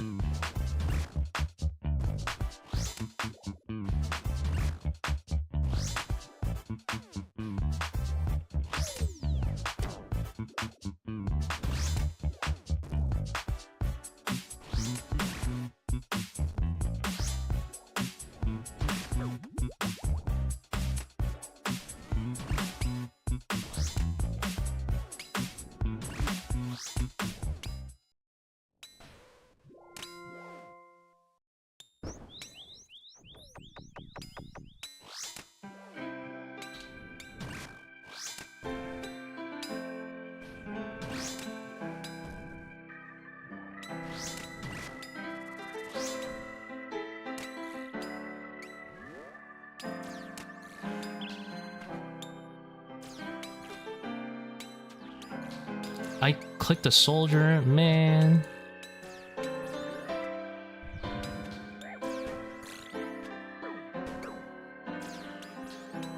I gotta remember to stop doing that, dude.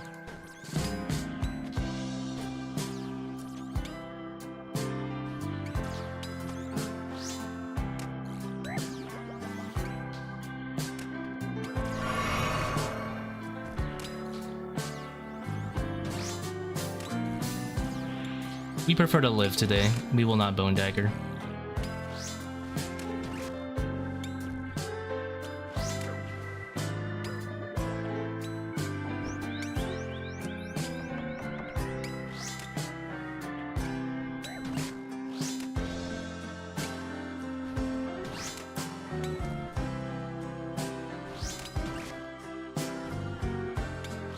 I keep running back into the bomb.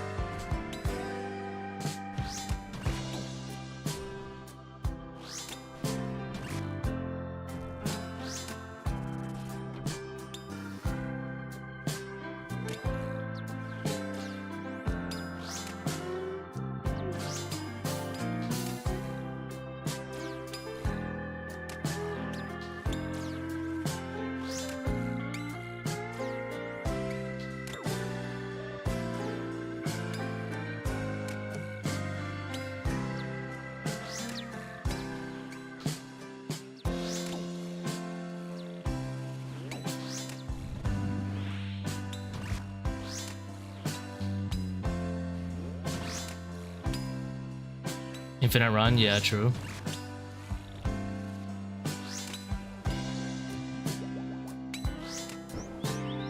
We'll go this way. And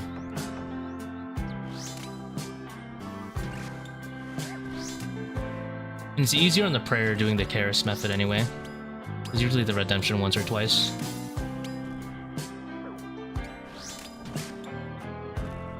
Does whatever.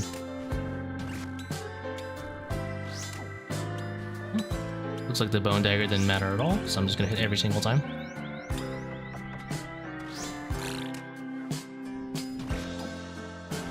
Never mind, it's doomed. How many shadows have we gotten? 5 so far. 3 solos, 2 teams. I'm still underrate for solo shadows to solo purples, but that's a little cherry picking on the statistics.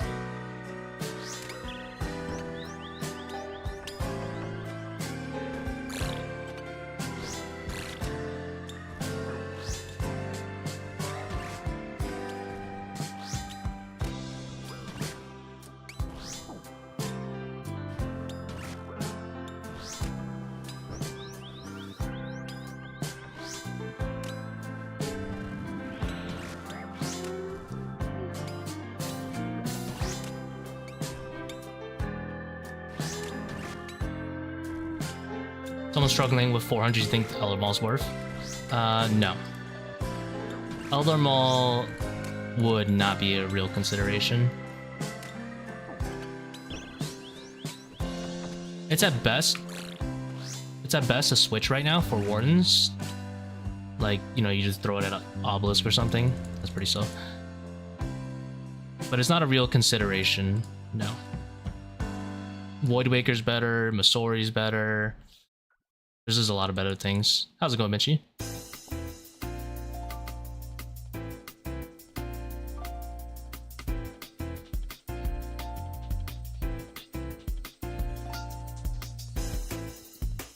There's a lot of like skill things to work on as well before thinking about that one.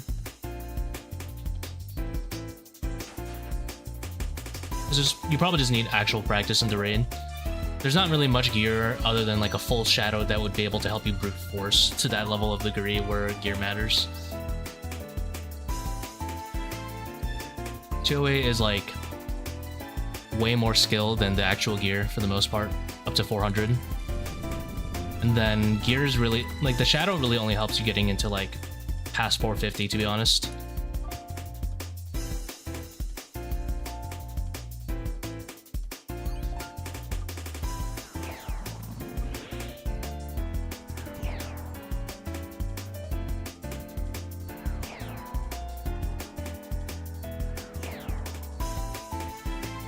Pull after 1k? I have no idea. I didn't make any up.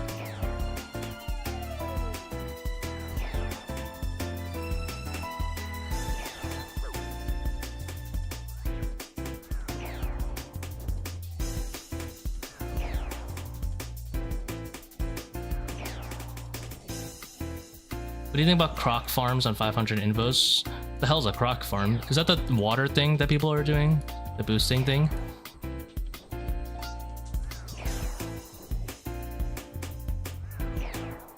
I don't know what it actually is, to be honest. Like what? Do you just like AFK there for 5,000 points or something?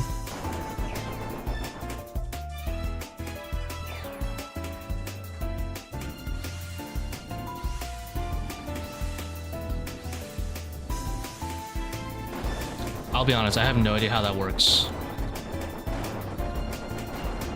So it's not AFK, but it's non-intensive. That sounds terrible. Sounds like the most middle of the pack, no rewards thing ever. So I am playing the game, but I'm getting half the rewards. Maybe. I think it's more like a third. Why would I do that?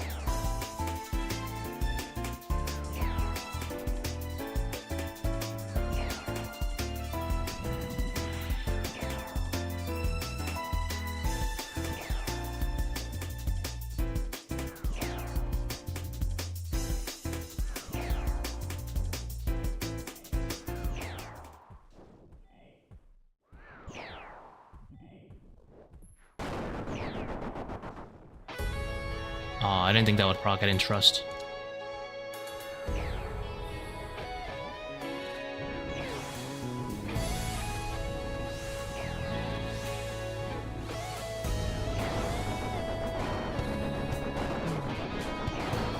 For 35 minutes, I can actually just farm a whole extra 540 though. It's a problem. Like, I could literally get 2 540s done in the amount of time someone does like a croc farm. So yeah, I don't know.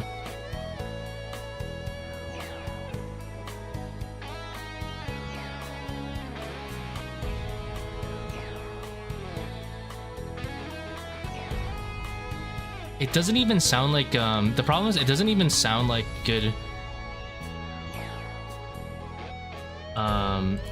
It doesn't even sound good for like boosting because that person actually needs to play the game for a really long amount of time. If you really wanted to Iron Man boost, I mean, what I used to do, and this wasn't even that good because we only did it in duos, was I would Red Karis spam because, you know, obviously Red Karis is terrible DPS, and the person I was boosting would get enhanced DPS and they would MVP over me, and they would rake in every MVP on every room But I wouldn't lag my DPS so behind that it would slow down the raid a lot. I would purposely like look at his points, and I would always be about 5% worse than him. If you did that in an 8-man, that would be way, way stronger. If you had 7 mains actually willing to boost you, you would rake in the equivalent of 1 extra room every single room if everyone did that to you. So you would get 2 raids. In an ideal world, you're basically getting, like, actually you wouldn't even get 2 raids, you would get like 5 raids in one, almost, because you're raking in 4,000 points, 4,000 points, 4,000 points, rinse and repeat. That would be the ideal boosting tech, but you would have 8 people spamming cares the entire room for you.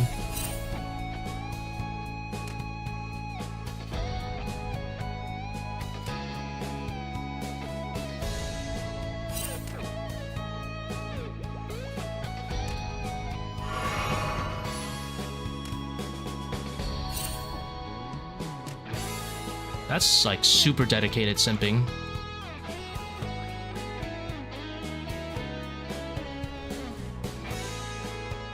Also, yeah, 450 in 35 minutes is just better than that.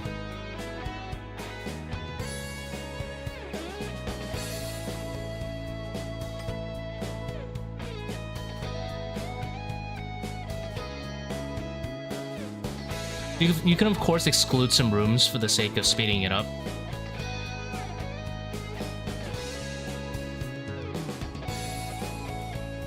But I think that's pretty reliable. Like for Wardens P3, even if you care spammed with Adrenaline a billion times, you wouldn't be able to hold your DPS to a point where it would slow down the rate significantly.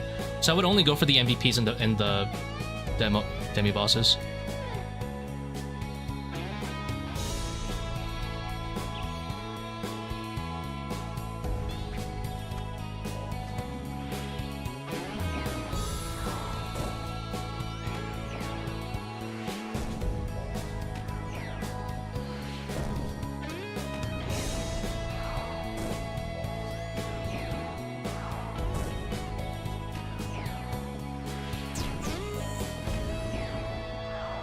Are you a Nightmare enjoyer? Yeah, I really like the Nightmare boss. Drop table is garbage. Absolute garbage.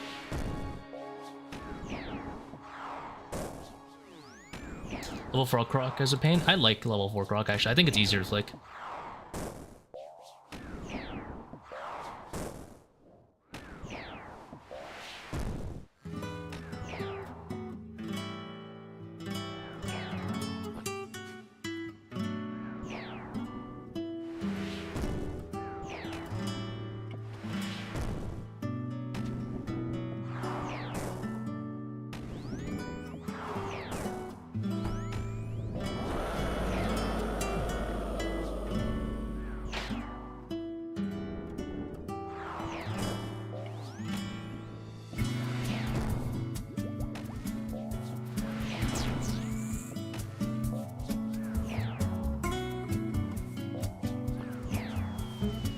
How do you deal with the guaranteed bloodsteel damage? It's not guaranteed, but it's only specific. It's a 50-50. Specifically when he does range. For me, in a 540, I mean, it depends. If I'm chilling and I haven't made any mistakes in the raid, I generally have a lot of HP to spare. I will pray mage specifically just to block the range damage. Sorry, not to block the range damage, to block the blood barrage, and I'll take the range, which could be like a 50, of course. But if I don't have the HP to spare, like not as much, then I will just pray against the box attacks normally, like most humans. But I don't really worry about it. I mean, it doesn't heal that much. It heals like 20s, 30s maybe. Depending on what he hit you, I assume. Tanking the range. I mean, if you're lacking HP and you're getting like DPS check, I would not do that. This is mostly like if you have a lot of HP to spare.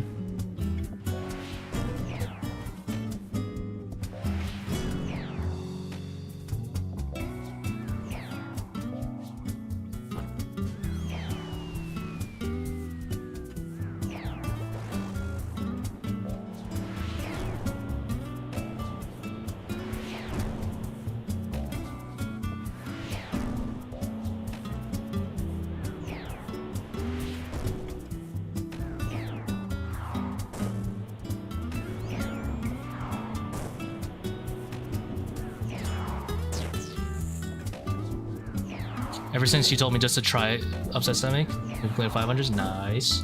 You just gotta do it, man.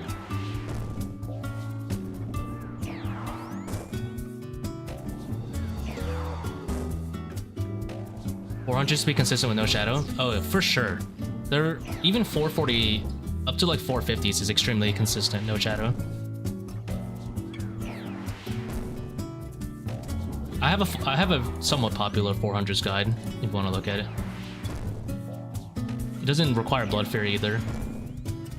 It takes a, you know, as with any raid, a decent amount of practice. So here I have HP to spare. If he did a range here, I would probably pray the mage even though the range was coming in. For example, if he does range here, I'll tank it. Just a deny to heal.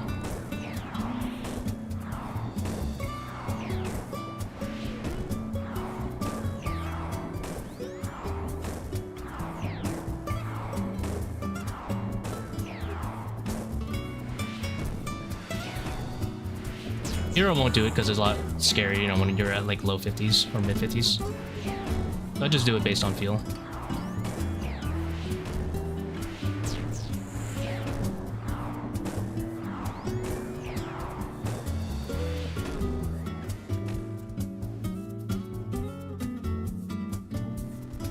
Oh, was I on 122 for like the longest? That's kind of troll. I mean, it's not that bad, but I'm pretty sure max it drops to 82.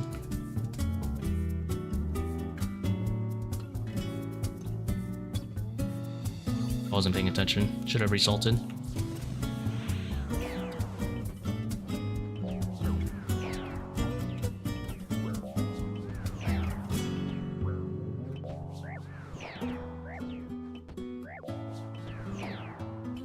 Do you Seercull Warden if you have spec? Only I do P3, but it's not amazing. I recently did the calcs a few weeks ago. If you hit average, you save 1.5 seconds. If you hit above average, you could save like 3-4 seconds. If you hit a nothing, then you're minus 3 seconds. So it's kind of just like a slight way to gamble to save half a shadow. Very, very small. What's the Seercull for? Primarily Zebak. If you're shadowing Zebak, you Seercull him, and it lowers his mage level to start. So you hit more often.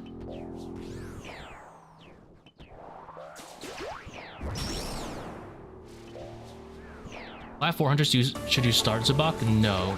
You always do Baba, Kephri, Akkha, Zebak in every solo. If you do any different order, you're pretty much trolling. I mean, even for like team raids, Zebak start is generally considered to be just like dumb. Only people who are like very unconfident with the puzzle, whatever, do that. Like the Krondas puzzle or upset stomach, if you're scared of those, then that would be the only reason. But it's so much slower doing Zebak first.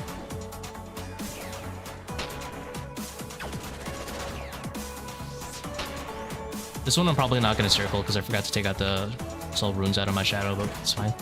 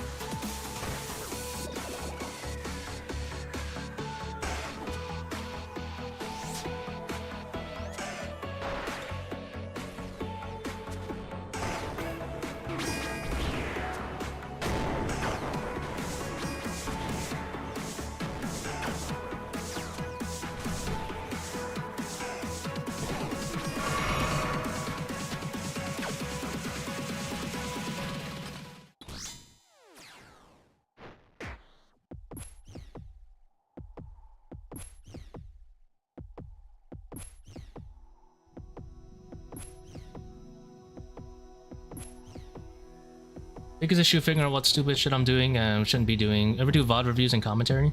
I haven't done one, but I could do one. Sounds like a good idea if you want one. If you want to do a full recording on YouTube, then feel free to submit it and I can record it on what I think could be improved about your solos. As long as you hand over the property rights for the YouTube channel, so I can submit. But I could do it. I wouldn't mind. Sounds fun.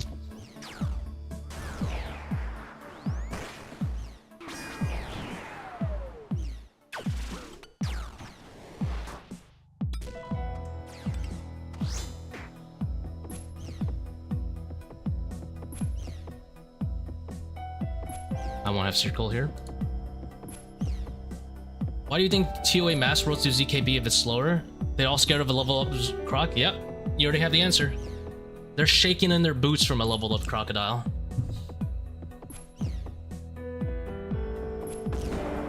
It's as simple as that.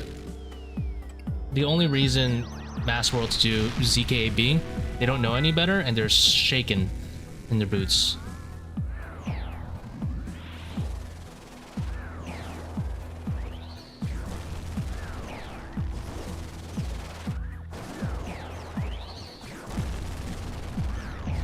Like, some of them might say, oh, but Monkey Room feels so much smoother with salts. I'm like, okay, but doesn't an anti-venom help a lot with that too? Stamina, all that stuff. Why would you think scaling up your blowpipe by about 3 max hits, 2 max hits, is as good as like scaling up your Shadow by 8 max hits, or your Bofa by 5 max hits, or your Tbow by like 8 max hits, you know? You get way more juice being able to salt Zebak, an actual boss, compared to like Baba. Baba, your max hit goes up 2. Basically, they just don't know what they're doing. Which is, like, whatever.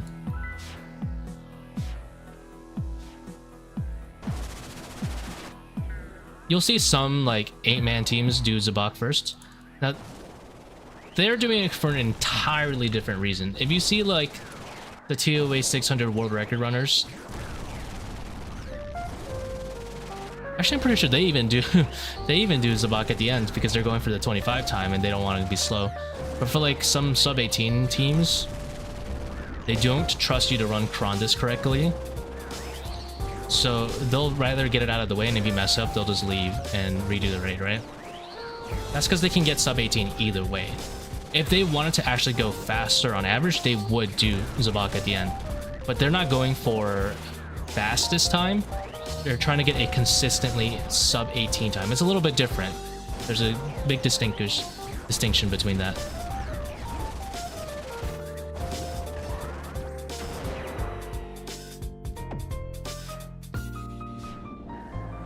Like, they're very comfortable hitting sub 18 with or without Zcab or BKAS. If they'd rather go faster, they would do Baba. But they really don't trust everyone under the team, even if it's their team, to run Krondis perfectly. You'd be surprised how often teams mess it up.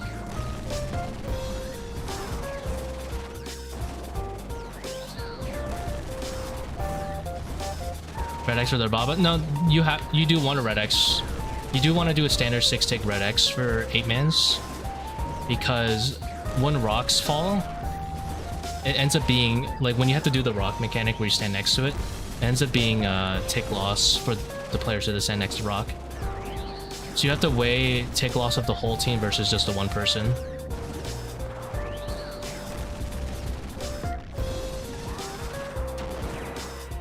It would be ideal if they did 5 tick until rocks fell, but that would only save a few ticks anyway. You would only basically 5 tick for the very beginning.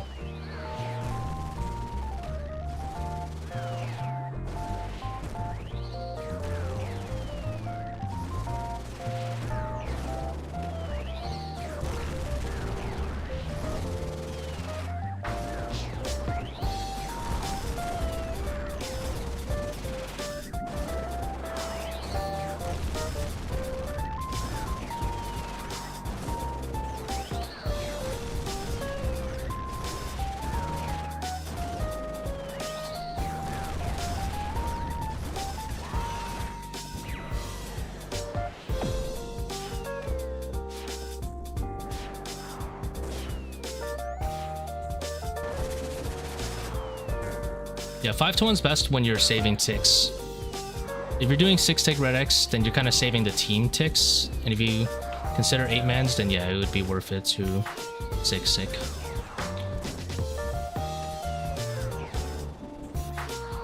In trio and below, 5 to 1 is good. It's a little bit more coordinated for trios, but like the ideal way to do trios is you find the person who's tanking and doing the 5 to 1. They would lure Baba over to the rock that has, you know, the double HP, and they can just take his sarcophagus and lose half their HP. That would be the ideal way to do it.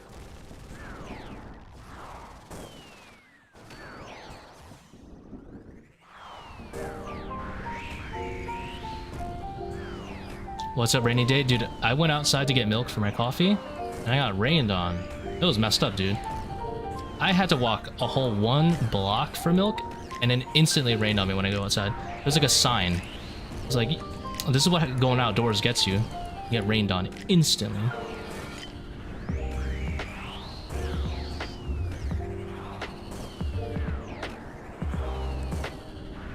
So I had to run home with my milk. Double click that.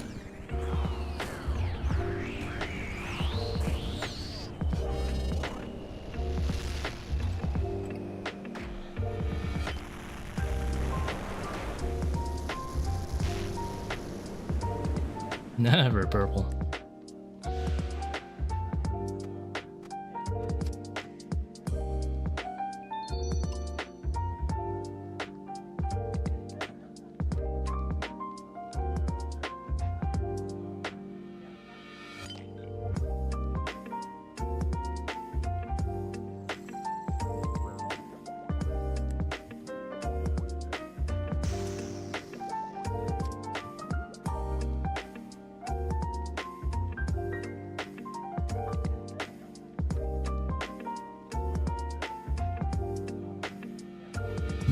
AC.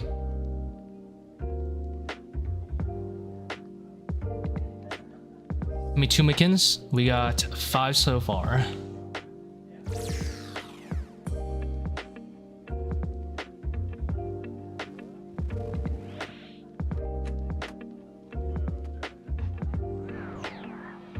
Thank you for stream. Hey, thank you for tuning in.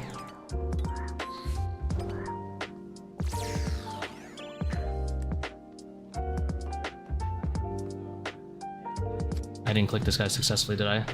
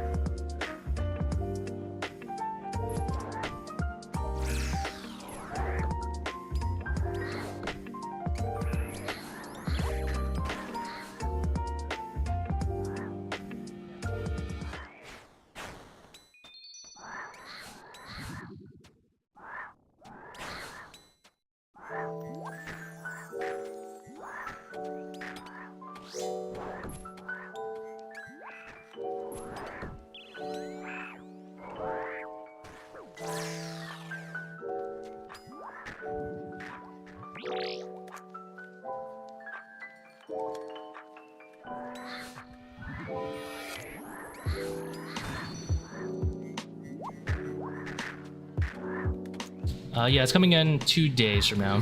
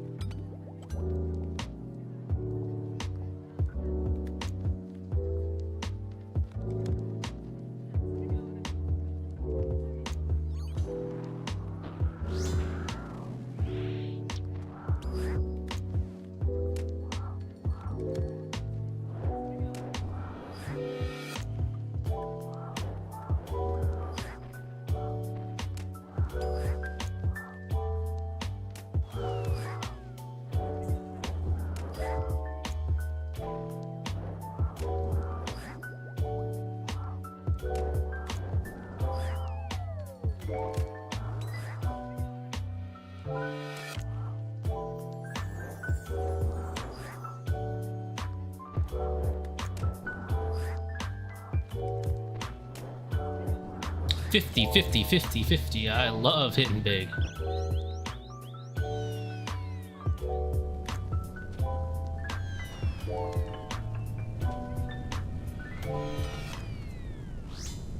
Middle strong arms.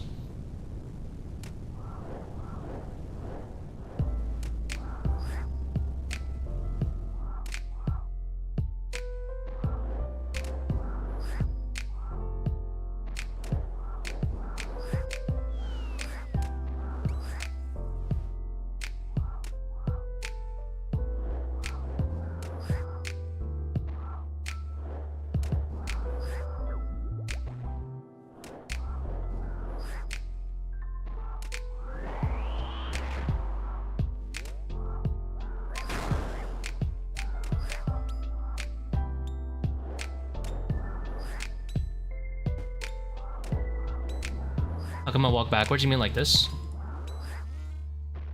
Just to drag her lower down so I don't get stunned. Oh, how do I walk backwards? I control clicker.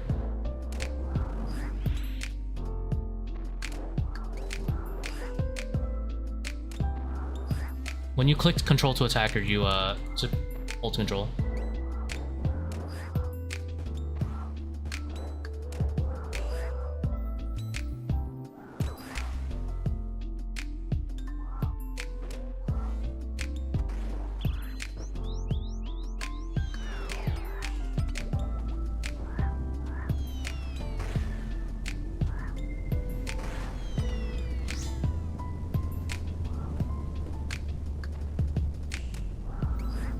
Seems so confusing. Well, allow me to show you my 5-to-1 Baba guide that is in the video description. That was uploaded 3 days ago.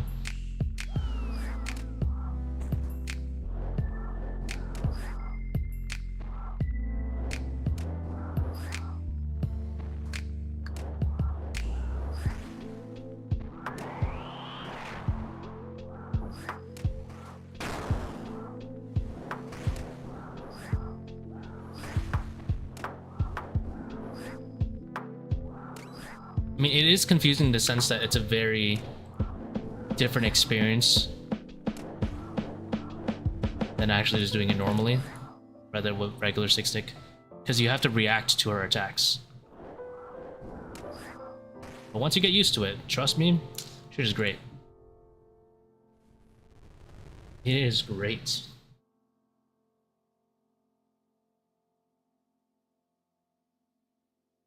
That's why I recommend watching the video from the start to the end. If you skip through the video, you probably won't understand quite a bit of it.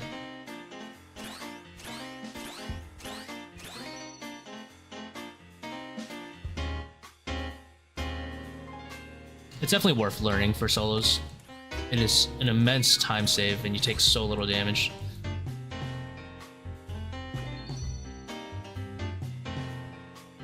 Didn't skip it, need to study it. Take some time.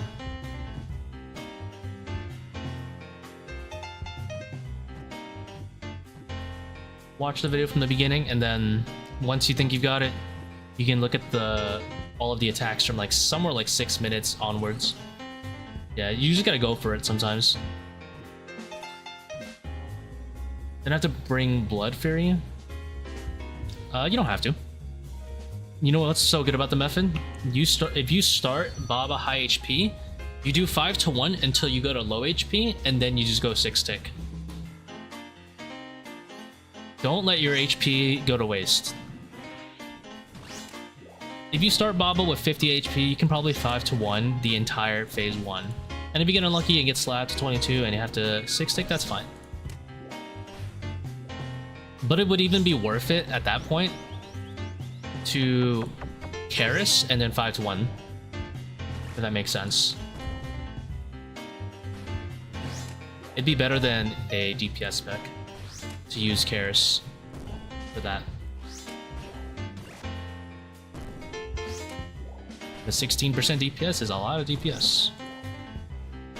It's like a whole Slayer Helm almost.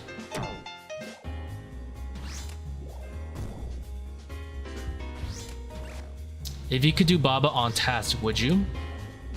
I bet you would.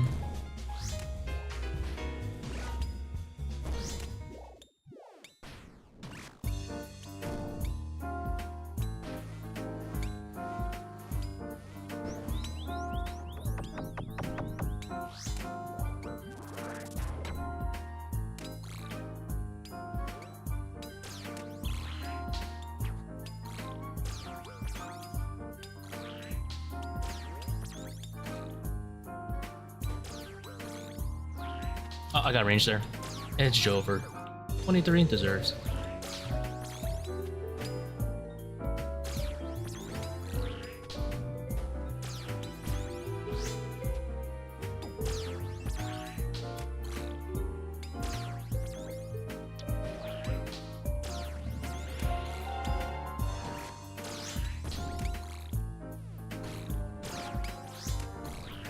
Gives a deeper understanding to Baba.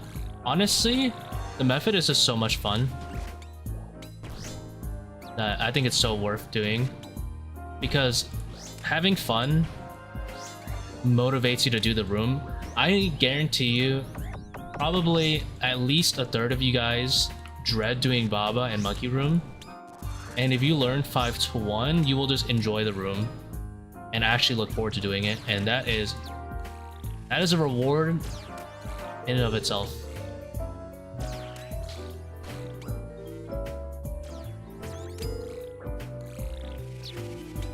And yeah, if you don't want to do Blood Fury, then you can just do a Torture until you lose enough HP. And then Karis or regular 6-stick. Completely up to you. You see sometimes when I drop low HP, I'll 6-stick. It's fine. You know, like, if you have to 6-stick the entirety of P3 because you're too low, perfectly fine. That one hurts. And then phase 1 and phase 2, you can just rake in the free DPS.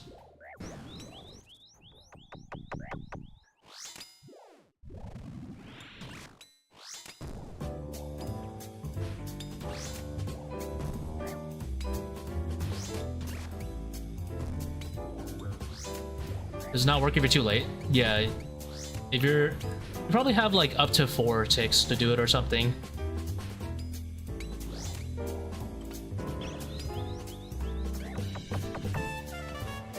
If you're doing it right when she wakes up and she's like clickable, that'll always work. But you can't hit a 0, which kind of sucks.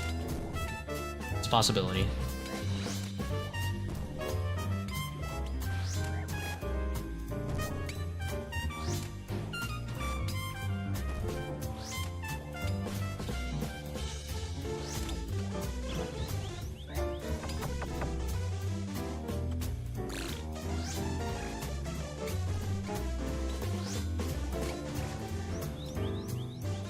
Hell, 6 to 1.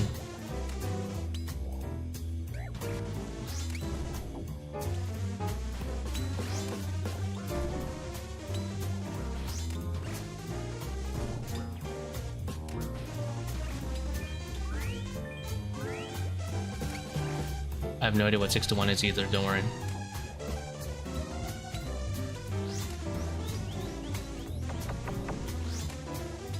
Unless he meant 5 to 1.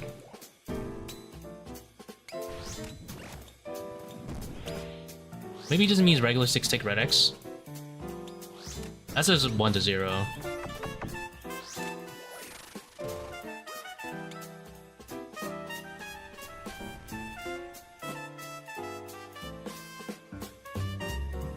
May have rolled 0 a few times. Ah, unlucky. Rangers can hit up to 4. I assume he either means 5 to 1 or 6-tick Red X.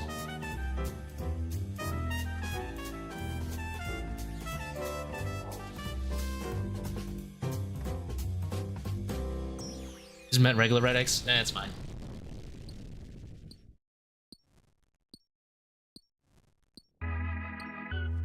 Remember, if you have to drop like a mage swap to like a 5-way or something, it's still worth it because getting that extra Baba speed is insane. It's more than any mage switch would be able to get you. At least specifically for like people without shadow, I mean. For people with shadow, you could drop a range switch. For bullying, it'd be like that. Like I hit here.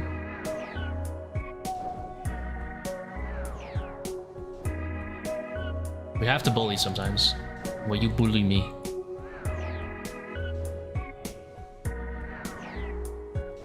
Red X 6 times mess up. Oops.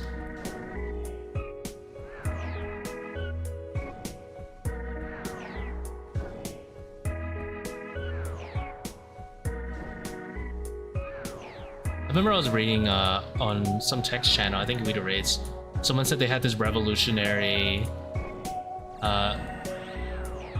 5-tick cycle, or no, 5.5 tick cycle, where they would 5-tick, then 6-tick, then 5-tick, then 6-tick. But then they realized they're just doing 5-7, 5-7, so it was a 6 ticks anyway. They're just making it like a super weird red X timing.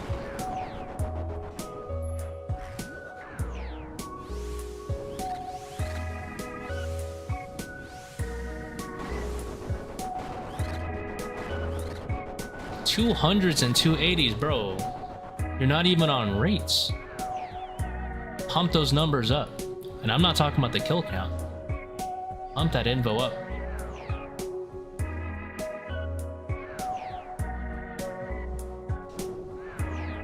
Those are rookie numbers. You gotta pump those numbers up.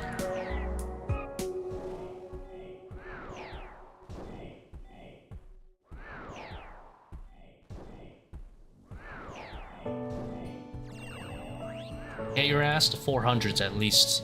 Always work to 400s. Take your time, but always work for the 400. Nothing wrong with going to like 300s, then 310, 350s. You know, take your time, but you want 400 to be your end goal, at least. You can go for even a little bit higher, but I wouldn't recommend past 450 ever. The Shadow. You definitely get diminishing returns, but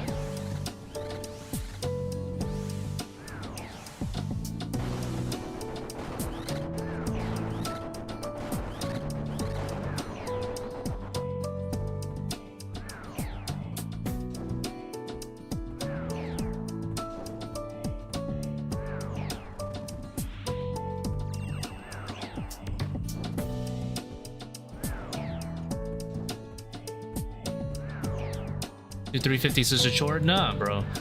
You gotta keep doing it until it doesn't feel like a chore. And also, you gotta get your efficiency up to the point where it's like 400 is your new baseline. That makes sense.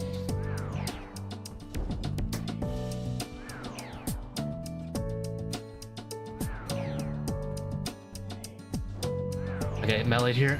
Humble? So humble. Look at this tank arms gear I got. Literally 0 melee defenses. Let's go.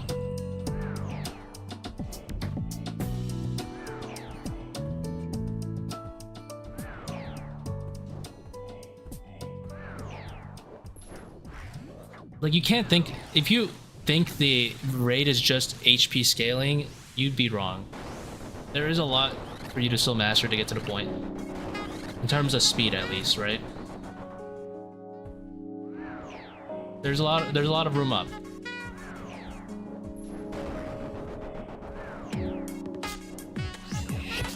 Yeah, no reason to pray. I'm just gonna get 0 anyway.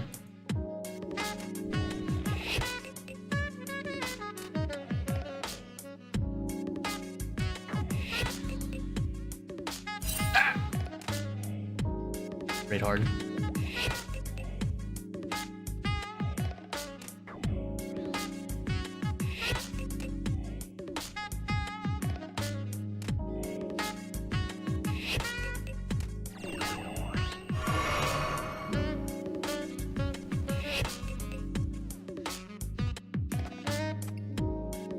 Down to do 500s. I don't really do Team ToA, to be honest. I don't find that as fun.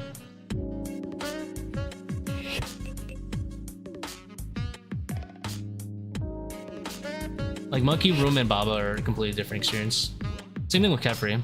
And those are my favorite rooms, so I don't wanna ruin my fun.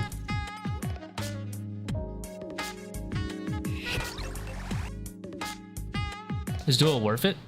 On a purple per hour ratio like sense, yes. Team raids, assuming the players are of equal skill, will always be worth it because of just defense reductions in general. Having consistent defense reductions is what makes teams like good. But for me, it's not as fun doing those rooms. Like Bob and Kephri. Like right away, in terms of eventually, by doing Kephri in a team, you instantly unlock Insta Bone Dagger, which is really nice. You unlock being able to swarm both sets, or at least super efficiently the first set at the very least, right? Monkey Room of a team is miserable just because of how the volatiles don't have consistent aggro. Yeah, Kephri would always be better, but you wouldn't swarm the same. Because you guys would take your own side, which is a little bit more boring. I think it'd be more boring having your own side than having like the entire room and just like playing out of your mind. Because you can be very lenient in a team because you're just gonna handle your side.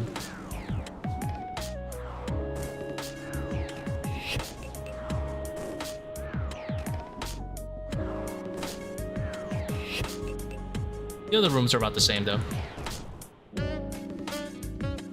Coordination, not too much. You're pretty much DD'd the whole time. And then you just split up as swarms and that's it. And you can also, you get away with stuff like melee trap. You guys wanna bugger off?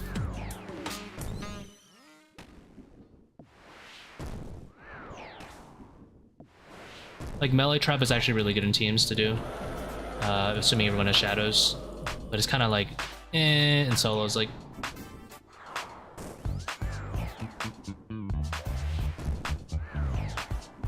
You only have a limited number of dung walls in solo. Whereas in teams, you have infinite amounts of dung walls to abuse.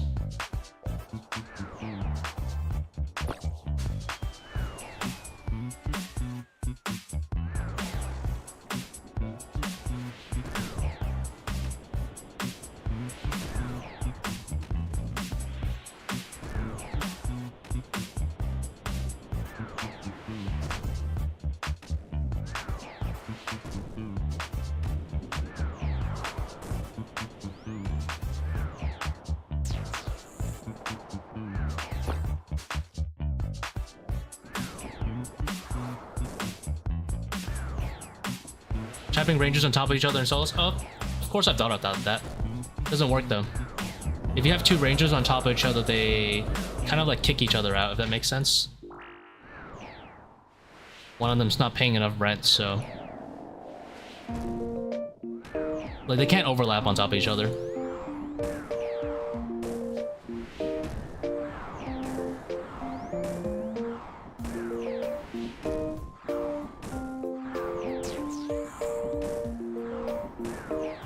If they could, you would see people doing a double ranger trap with the same trap all the time. Stall dung? Yeah, that requires spellbook swap.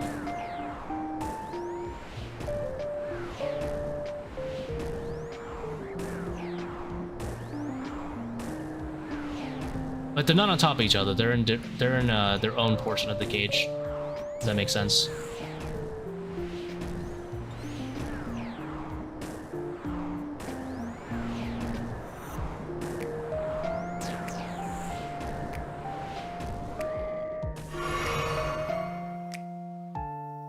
Holy speed.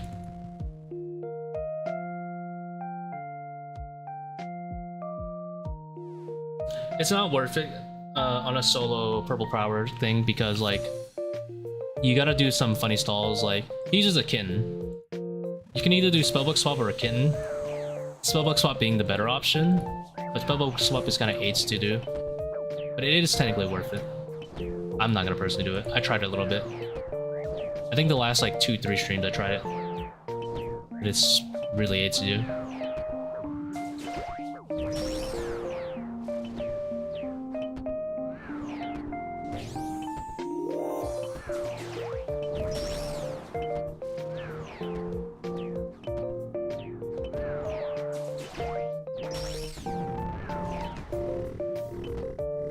No kitten? No. Kitten's terrible. I'm not trying to feed the cat in between raids and lose more time than it would gain me.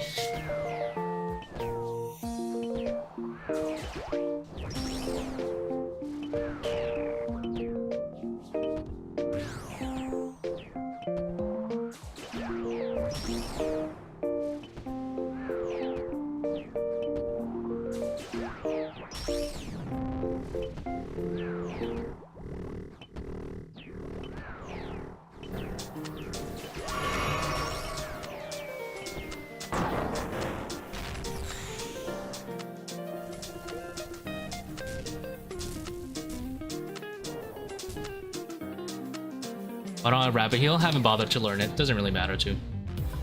It has mattered a whole one time to me in like 300 raids to learn, which also could have been negated by me just having better adrenaline management. I just haven't bothered learning. Something about like turning it on when it's 48% or something. I was like, yeah, who cares?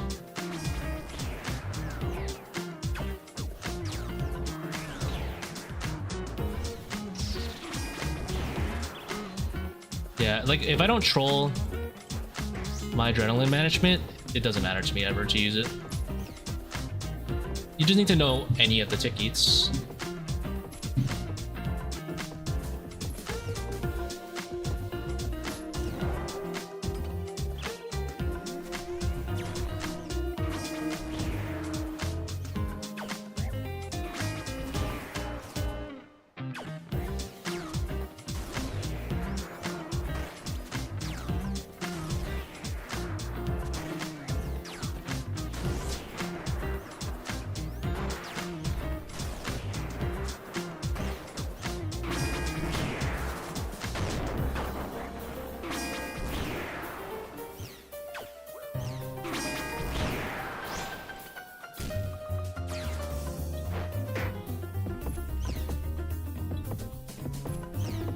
Times are insane, hard work and effort is the best.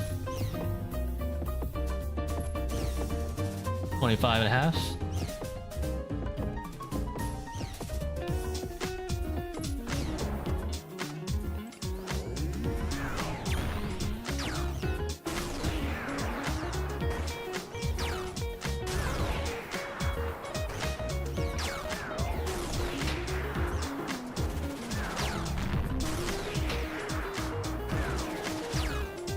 Bringing boots already? Yeah, it's getting used to it.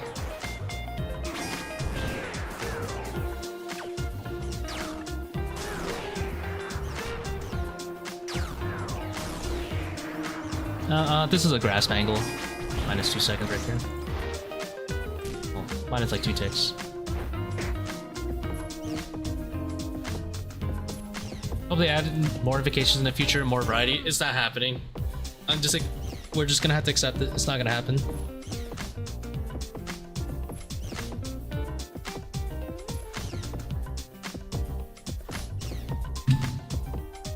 They need to make systems like, if you have this invocation, you can't have this other invocation on. That would be the solution. To add as many invocations as they want, they need to make rules like, hey, if you have this on, you can't have this on too.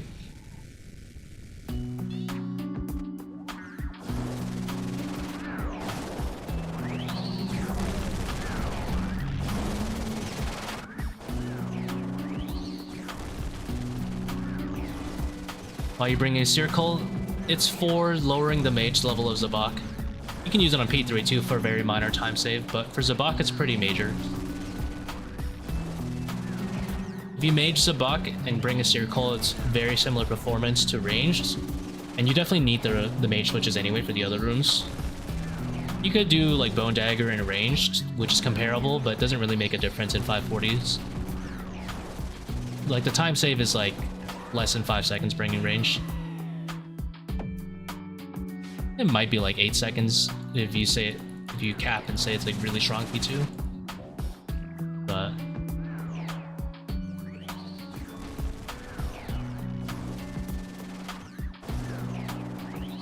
oh yeah, invos like if you have this on, you need to have this on too. That would be nice. I mean, it has stuff like that for like overclocked and stuff.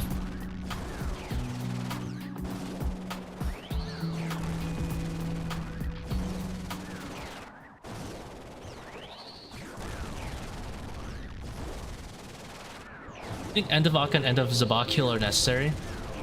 What do you mean? Oh, you mean like when I Karis? No, those aren't necessary. The end of Zebak one is really nice. It gives you a lot more consistency in P1, but it's not necessary. Same thing for Akkha. Doesn't really matter. Just adds consistency.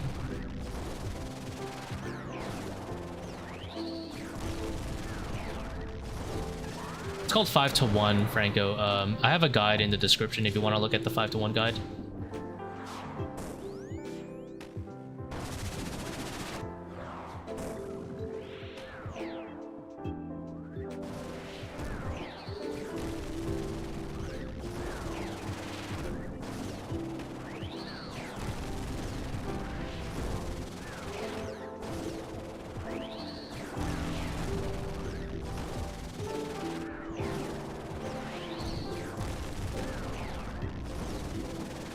Disable rapid heal, yeah.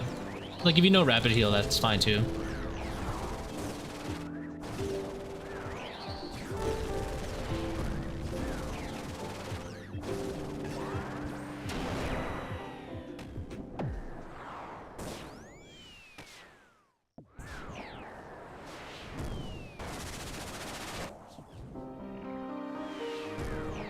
I think I would not mind.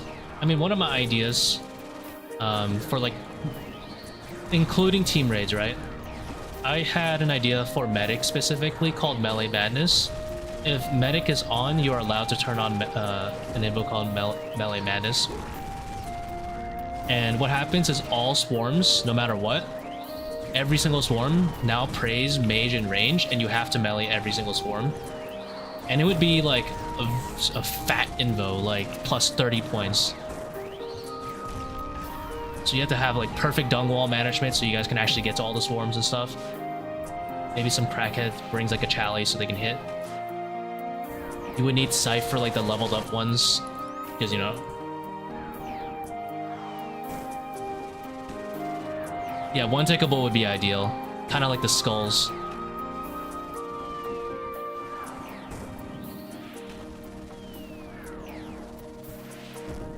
That's like one of the ideas I had. Another idea I had for Akkha was daylight savings, where instead of all of them being on the same hourglass timing, you know, the shadows, they're split apart, but you're allowed to hit Akkha on any quadrant you want, and you're allowed to damage the shadows whenever you want.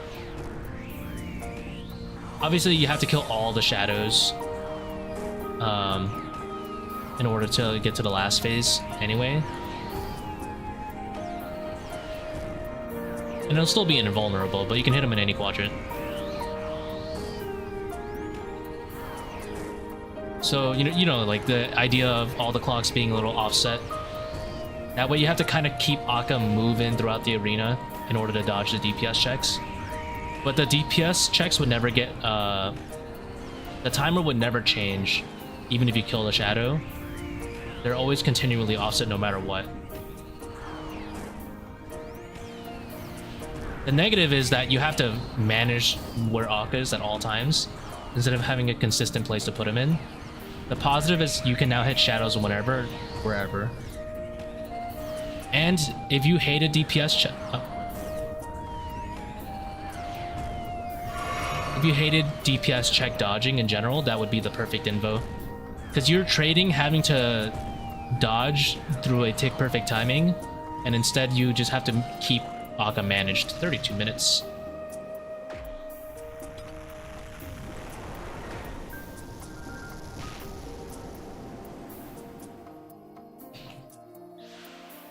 I had another one that would possibly called Burst Fire or Crocodile or Zebak, where Zebak will not attack for like, let's say 5 seconds, and he'll just charge up 3 attacks, and then he'll shoot them out at double speed. And it would apply at Wardens, where he will do the same thing. He can just charge up attacks and shoot at you at double speed. So level 4 with Zebak would just be one tick apart, just like Leviathan, I guess. It sounds bad until you think of, oh wait, it's just like Leviathan. The painful one is when you have to do it during Wardens, would be the idea. And you think you're chilling, then you're not. What am I forgetting? Bone Dagger. How did I bank my Seercull? How many runs per purple? 1 in 6.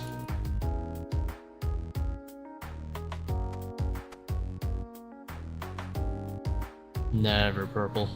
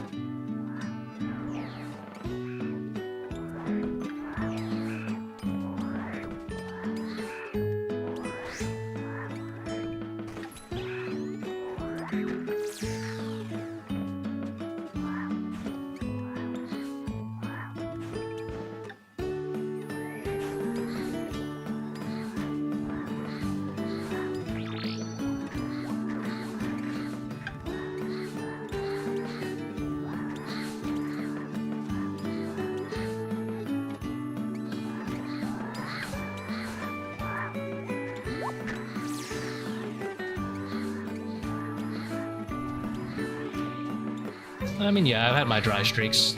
I just don't really think about it.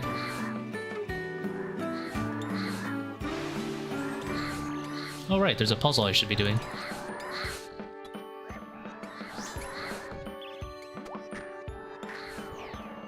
Oops.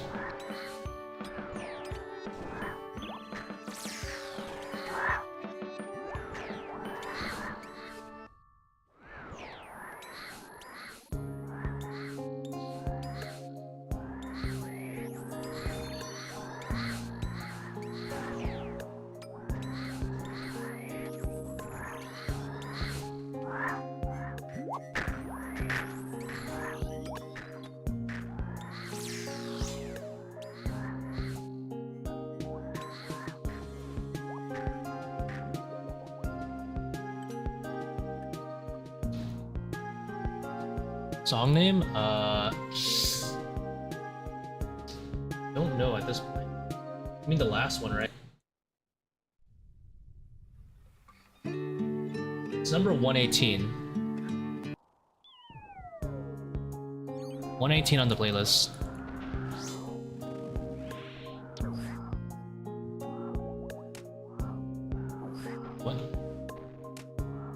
What happened here? Did I walk a tile? I must have walked a tile.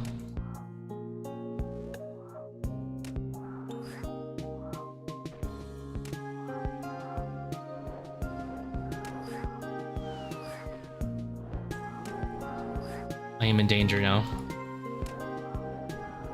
I did not mean to drink that, I meant to decant it. You know what?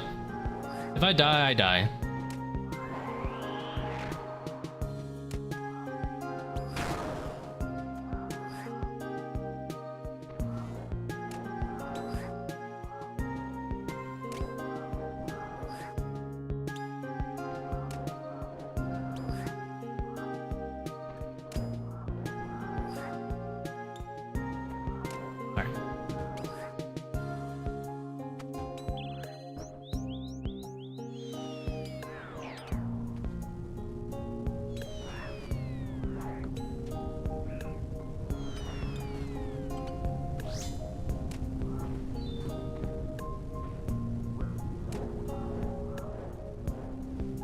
We will let RNG take the wheel.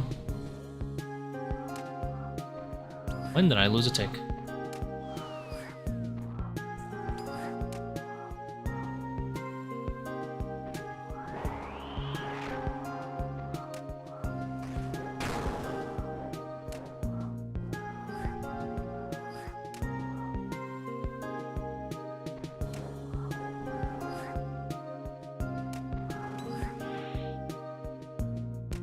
I'm losing it.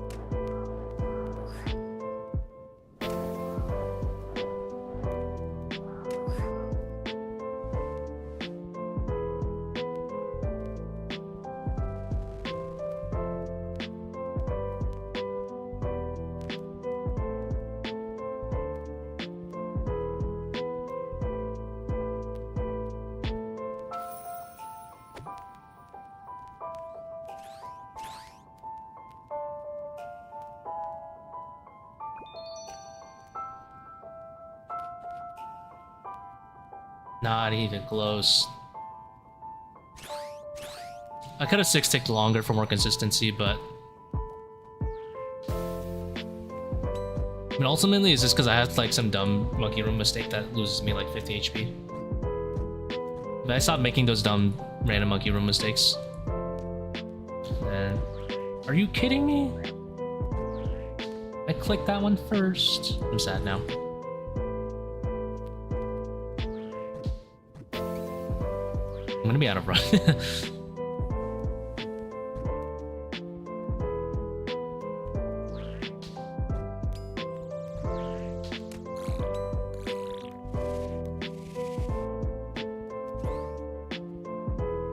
No, I'm a walker, bro.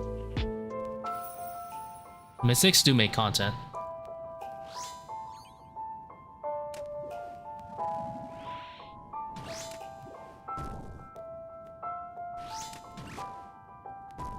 Dude, I remember when leaks first came out.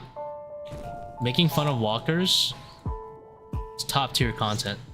It's like walking by the Arceus library and you just tell them, imagine walking, oh. You know, like a whole essay about why their like 3 runes saved was the best choice they've ever made.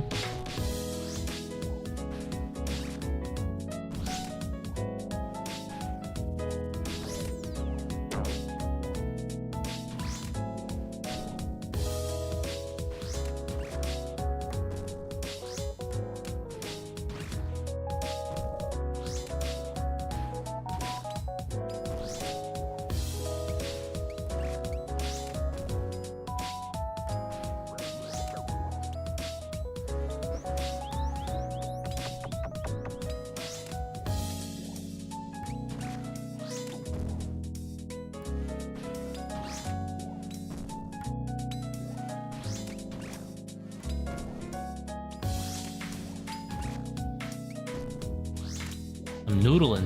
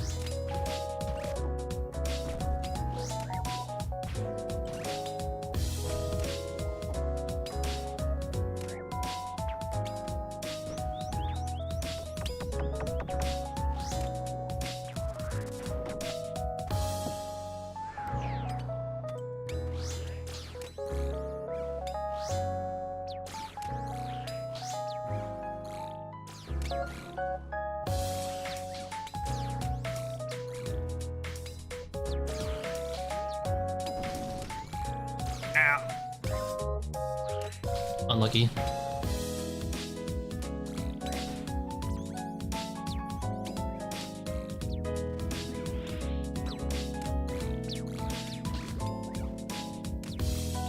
You will never claim my 500k. Whew.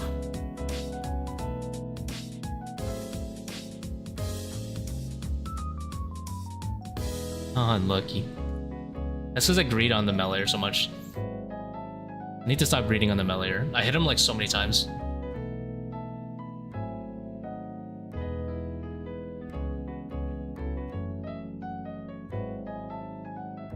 That first ranger trap doing a 480s if you get 2 dunks before first down. Yeah. I mean, the double ranger trap is worth it. You can even technically compare a double ranger trap and using a Keris to be better than a Bone Dagger. Because per phase, Bone Dagger stays about 7 seconds. And a ranger takes you about 18 seconds to kill. So doing a double ranger trap, if it's allowed, is always better than doing like a Bone Dagger. If you didn't want to do it in redemption tech, of course.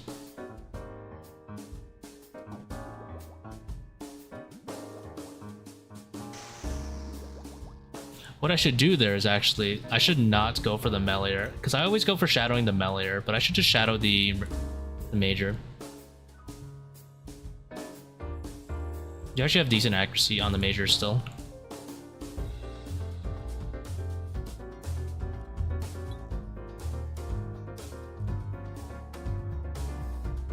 And that would give me a lot more consistency without dying.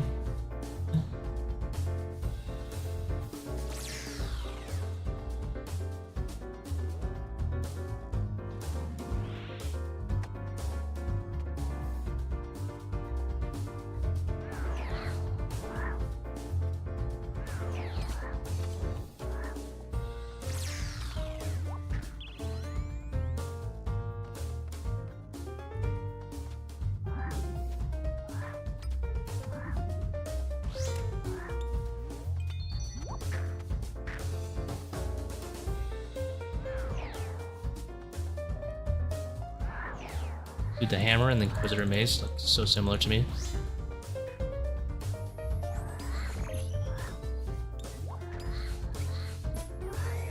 This is the tech right here.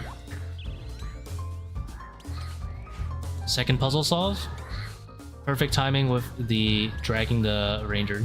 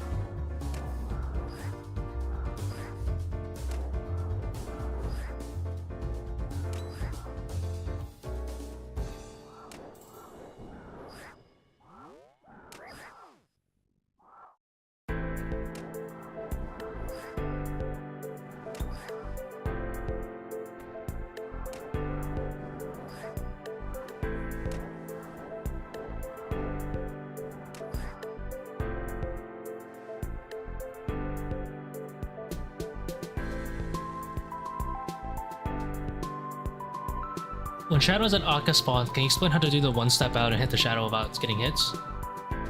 Tried a couple times, getting hit once. Depends which side. I mean, you step one back either side. If you're doing the side that's a little bit closer to the center, the side that's closer to the center or whatever, you have to make sure you don't click the normal, like, intermittent tile. You can see that I usually click the one, like, right of it. I think that's east, I'm gonna guess. If you're doing the other side, you have to manual path instead toward like under the shadow, if that makes sense. You can't just like click.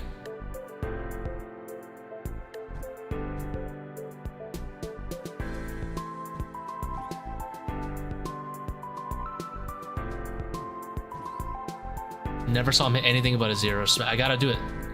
It's like a 1 in 10 chance. I'll take it every time.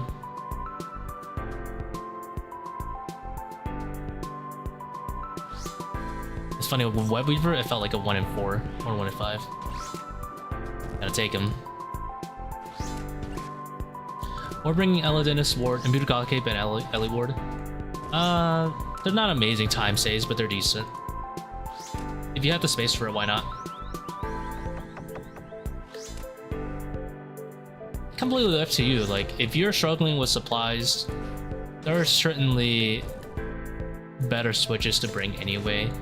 Make sure you're bringing more higher value switches like BGS and stuff. Or if you don't have a BGS, at least a Bone Dagger and stuff like that. Void Waker would be massive too. Ward and Cape are like, doesn't really save you the craziest amount of time.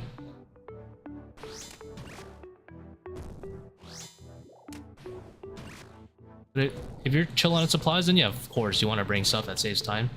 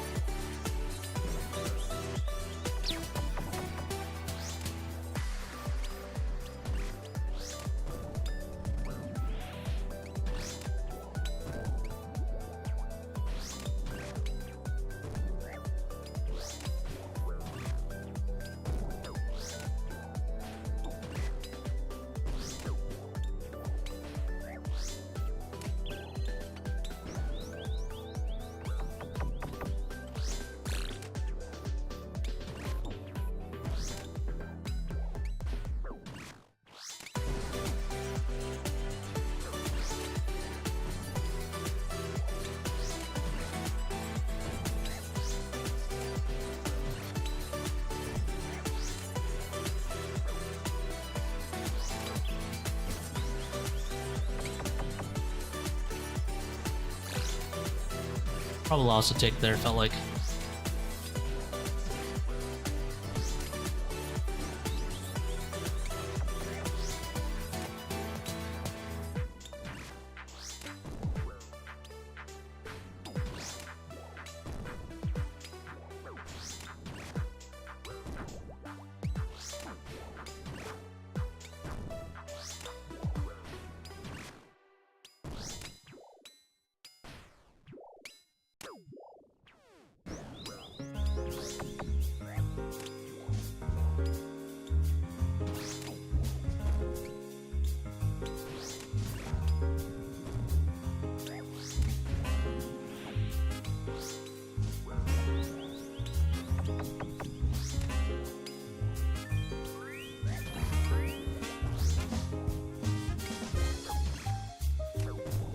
Four pets, goddamn.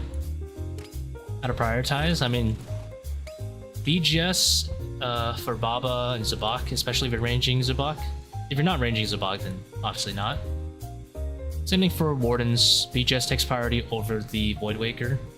For Kephri specifically, Void Waker is better than any defense reduction in solos. Just because defense reduction is just so inaccurate on her. So I'd prioritize Void Waker for Kephri specifically. And then just SGS whenever you get the max value out of it, if you're looking to chill. If you don't really care and your supplies are chilling, then just Void Waker like all the time and bank the SGS. Completely up to you though.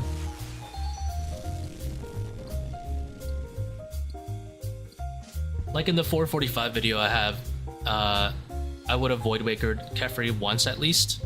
And then I would only SGS every now and again if I was gonna get max value from the eggs. Or if you're willing to flick. Honestly, if you're just willing to flick, that's an important part too. If you're careful. If you're willing to flick, then I would not really bring the SGS or not really use it at Kephri at least. And only use it at like core and skulls. It's up to you to draw the line. You know, like what you're willing to do. I just wanted to showcase one strategy. If you were completely unwilling to flick in any single room, then that was a way to do a 445.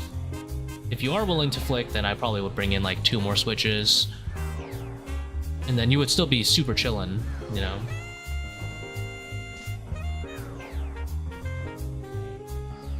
Because like, in my opinion, flicking in Zebak is so easy, just doing offensive prayers. I feel bad not doing it. And I don't mind flicking at Kephri, but I know a lot of people do. I don't think it's particularly difficult. If you find it annoying, then you can always like -1 restore and flick at Zebak and stuff. For example, I do not flick at Baba when I'm doing 5-1. I have tried it. I suck at it. And I'm sure with enough raids I'll get enough practice with it. But I don't really like flicking too much in general. I feel like Baba for me is the hardest one when I'm doing the 5-1 compared to any other room. I also really hate flicking at P3, although it's very similar to Kephri for some reason. You just gotta move and flick, right? But I hate it for P3 compared to Kephri. Specifically because you need to be a little bit more precise with Warden on your movements. I mean, I make up for it by control clicking when I'm moving to the right side, but still. Maybe it's because Fang's a 4-tick weapon, and both is a... Oh, yeah, sorry, Fang is a 5-tick weapon, and both is a 4-tick weapon. It feels a lot more awkward. Plus it's a 3-stick cycle from Wardens, so you have to move a lot more.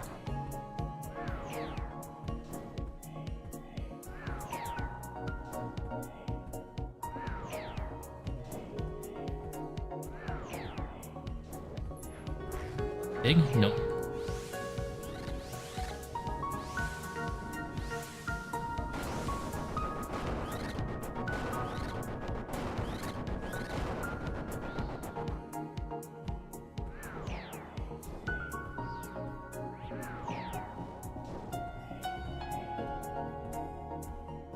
Awesome ticks on that transition, but whatever.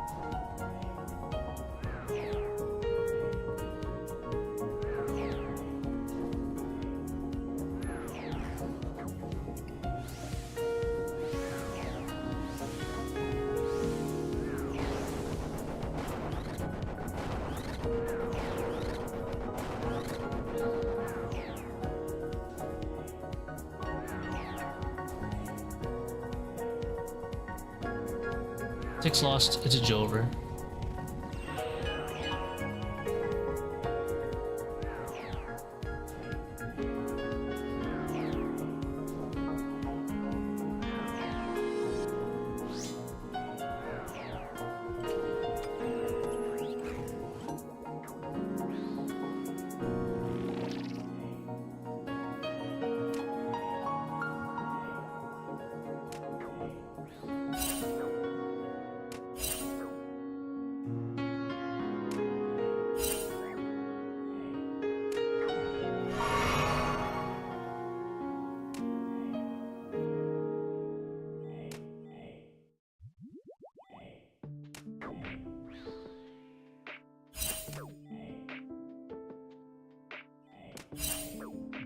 Make it stop.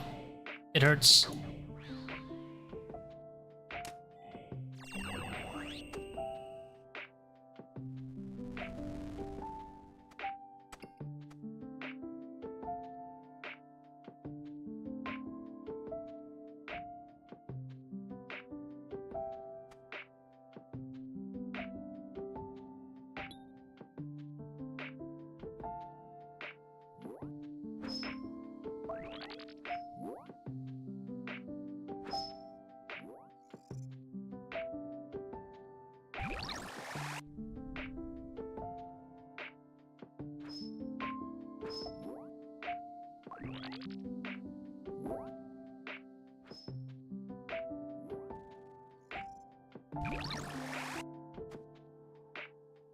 When are we sending some HMTs? I don't even get time to HMT these days, man.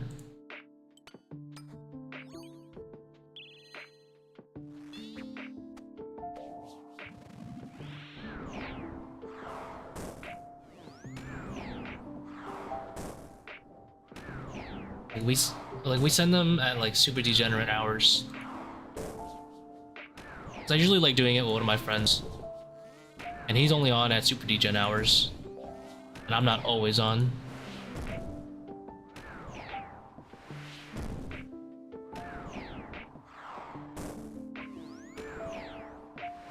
So probably not anytime soon.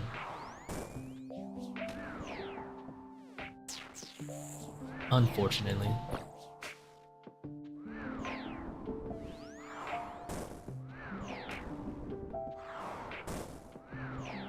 Why do I bring Seercull to call the Seers?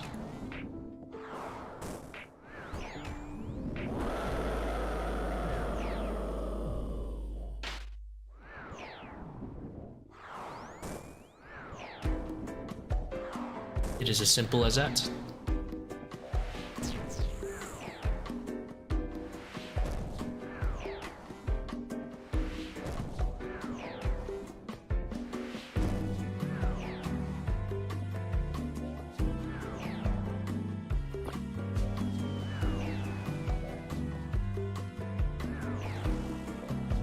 Two making better at Akkha. Absolutely.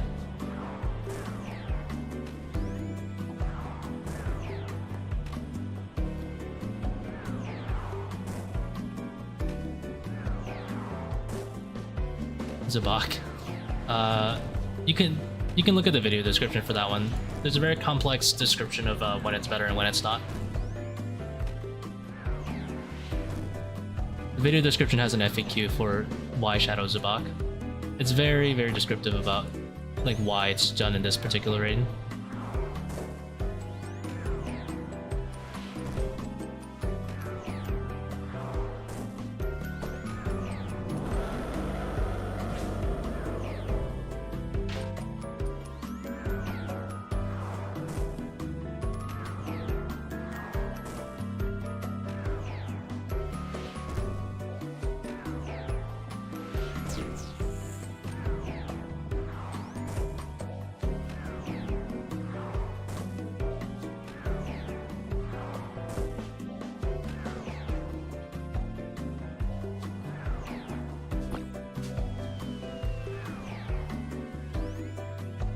For less switches? Not necessarily. Even in a perfect world, even if you were to consider ranging Zebak, in a 540 specifically with overly draining, which is the important part. You know, the raid is overly draining. There's way better switches than range. Range is very low on the tier list for ToA on like things worth bringing.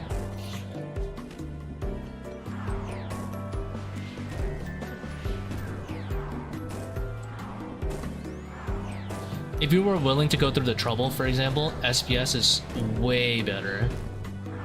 But of course, it's a lot of trouble to bring. Per slot, Eternals is 3 times better than range switches, which is kind of disappointing, but it is what it is. Even before the balance change, don't even imagine after, it's going to be way better.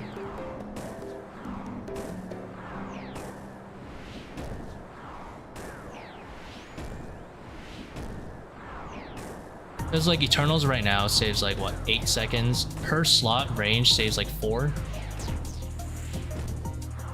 for 540s.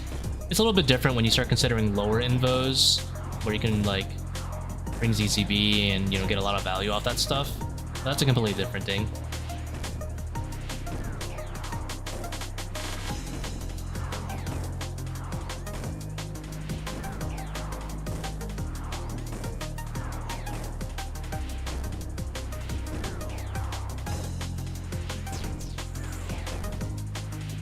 Technically 550s are also an invocation where you don't have overly draining, but the only thing is most of your spec goes to Karis instead for Zebak, so you don't really get to abuse a ZCB there either as much, unless you're willing to redemption a shit ton. But if you redemption a shit ton, then you also won't have restores. So yeah, range gets kind of put into like a weird spot.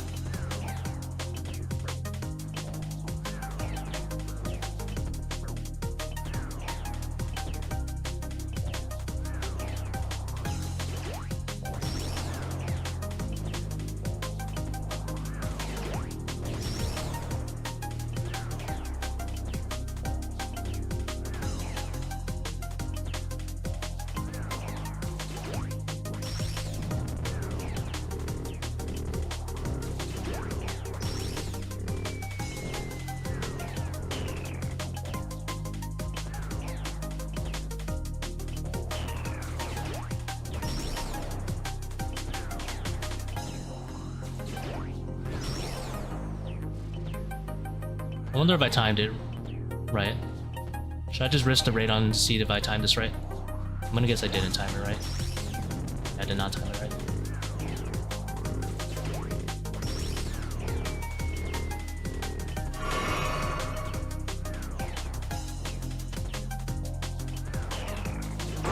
I think I was a solid 1 entire cycle too late.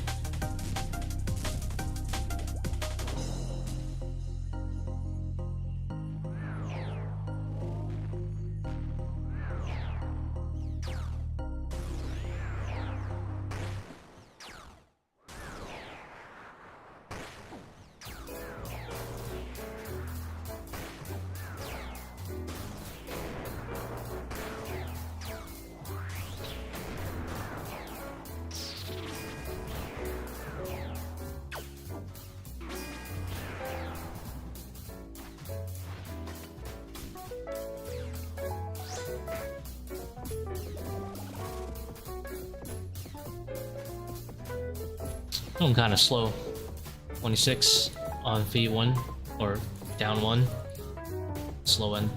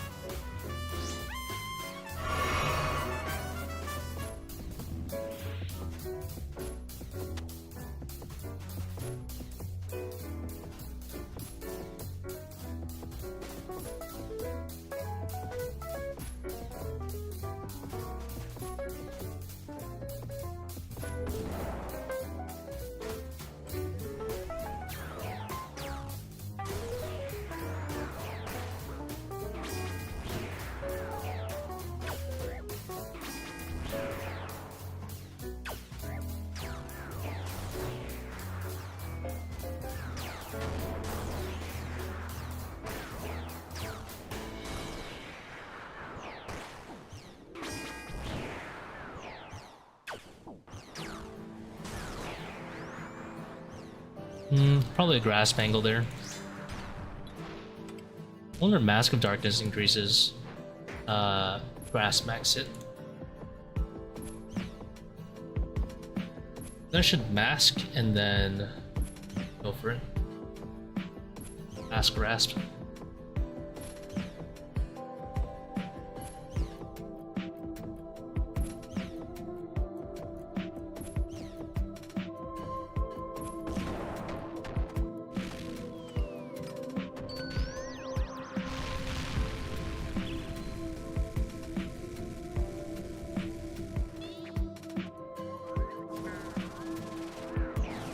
Unlucky. 1 in 26.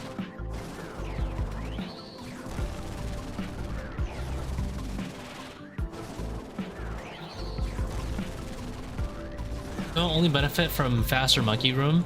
There's some other random stuff that it benefits off. Monkey room is the most obvious one and the one that's going to be the biggest one.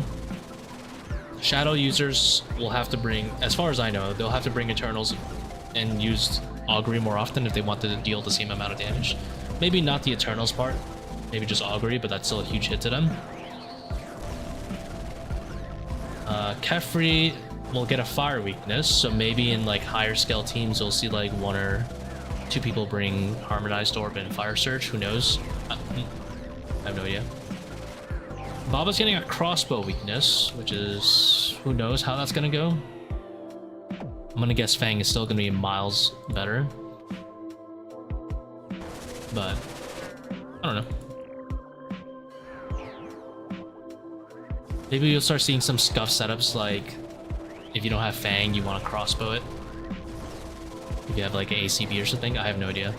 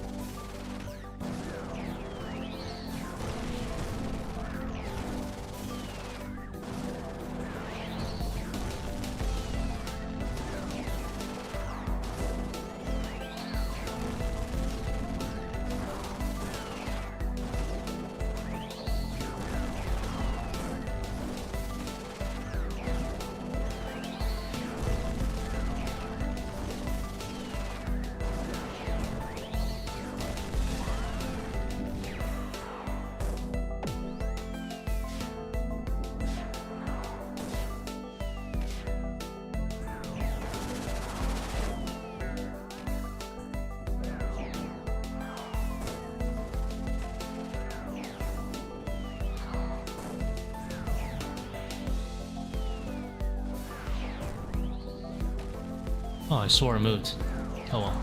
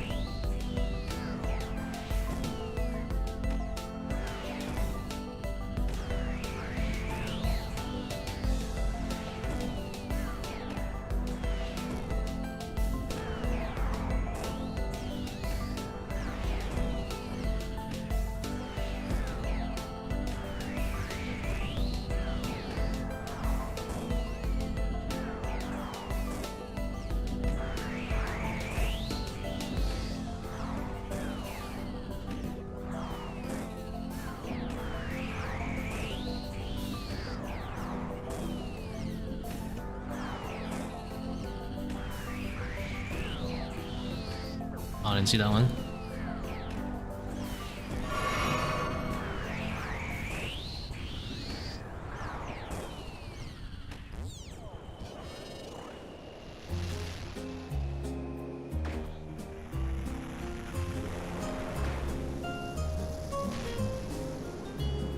No purples. How rude of this game.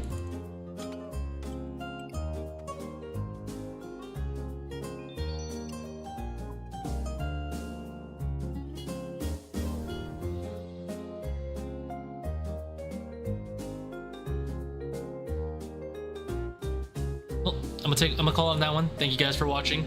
Got a few raids in today. Not too many incidents going on. How many dupe pets I got? I got 7 dupe pets, or 8 total. Here, you guys, if you guys want to take a look at the log so far, that's what we're looking like. Pretty thick.